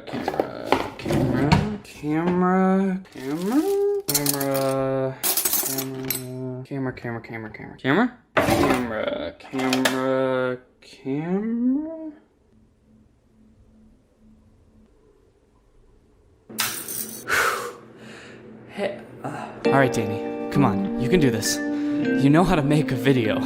You've made dozens of them before. Hey, what's going on? I don't know how to make videos anymore. I forgot how to make videos. All right, 3, 2, 1. What's up, guys? It's me, Danny, back with another hilarious video, and today we are going to be reacting to Jake Paul's new song, the Jake Pauler song. I hope you liked that little video explaining why I haven't been posting videos lately.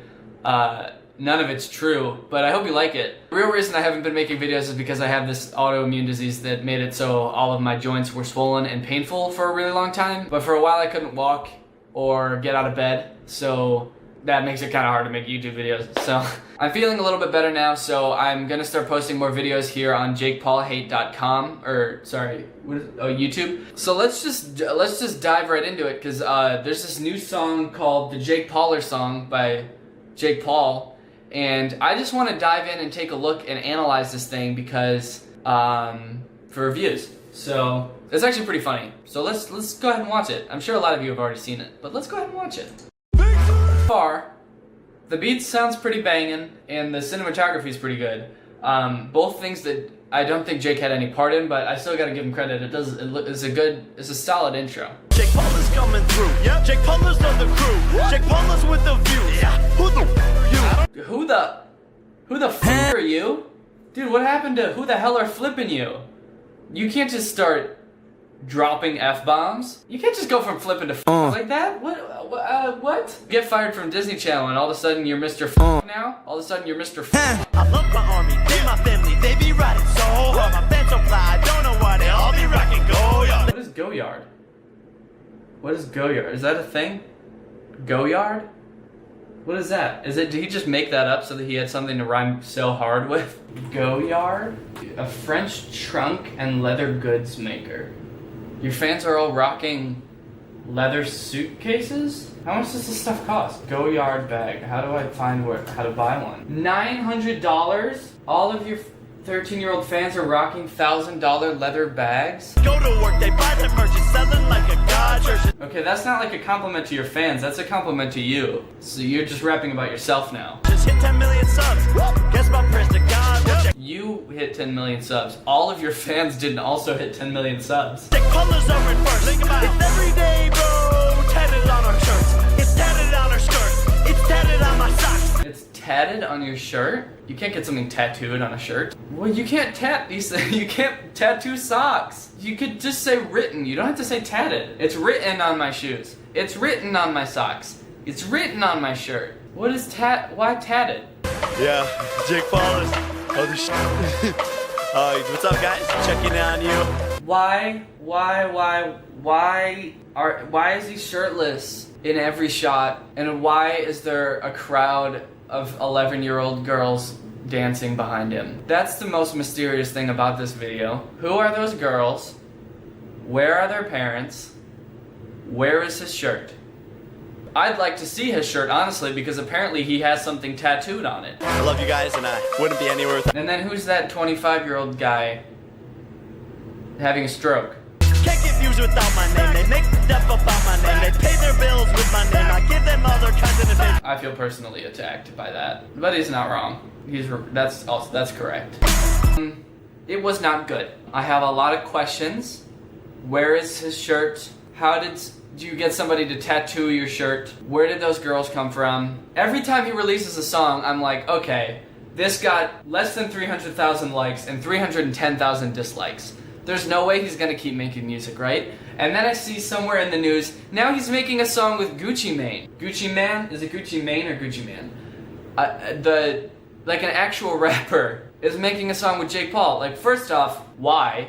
On both sides. Jake Paul, your 11-year-old fans do not listen to Gucci Mane. And also, Gucci Mane, what part of your demographic overlaps with Jake Paul's fans? You can say what you want about how clever the song was, or about how bizarre the video is. The Jake Paulers really are a great fan base. And it makes me mad because, like, where's my fan base? I know you guys are there and you're watching this video, but, like, we don't even have a name. I think I said in a video, like, months ago that our name is, the Goons. We are Goons. That was a reference to my old Instagram handle, Danny Gonzalez, and my old Twitter handle, Danny Gonzalez. But I got those changed, so now I'm Danny Gonzalez on both, so now it doesn't even make any sense that we're the Goons. What is that? What does that mean? It honestly sounds pretty stupid. We need to step up our game, okay? We need a new fan base name. We need a strong name, because we're the strongest family on the internet. That's true.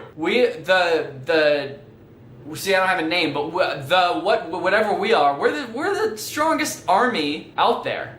We need a name that makes everybody want to be a part. So let's, you know what? I'm gonna Google strong names. 8 strong and powerful baby boy names. Gregory. Greg. That's a good strong name. What do you think when you think Greg? You think strong? You think loyal, committed? That's perfect. Greg. That's gonna be our fan name. We're Greg. I don't see any reason why not. Other YouTubers have names like Jake Pauler. He just added onto the end of his name. Logang. He just added a G on the end of his name. And we are gonna be Greg. Our fan base is called Greg, and we are all individually Gregs. I'm a Greg. You are Greg. We're all Greg. Greg is beautiful. Greg is the strongest family on the internet. Greg is changing the world. Greg is a savage. Greg doesn't care what you think. We're gonna be Greg, okay? And I don't already regret this decision. So Greg, it sounds cool, right? Yeah, that's cool. Greg. That sounds cool. Greg. Shout out to Cat Fable. Thank you for turning on my notifications. You are truly Greg. And so thanks for watching, Greg. If you're not Greg yet, go ahead and hit the subscribe button. Hit that notification button to turn on our notifications. And you can be Greg. It's cool. It is cool. It's cool, right? It's cool. Greg is cool. Okay, so subscribe if you want to be part of Greg. Make sure you throw a like on this video. And I will see you guys next time. Logan Paul, diss track. Rice Gum, diss track. All getting millions of views. At first I'm like, what the fuck's up with these dudes? Till I saw they were getting views like cheaper seats. I know that I'm an all-around really nice guy, but why nobody wanna beef with me? I see these other guys roasting each other and raking in views. The channels are flourishing, so if you think I get mad if you roasted me, I can endure it, man. I would encourage it. Honestly,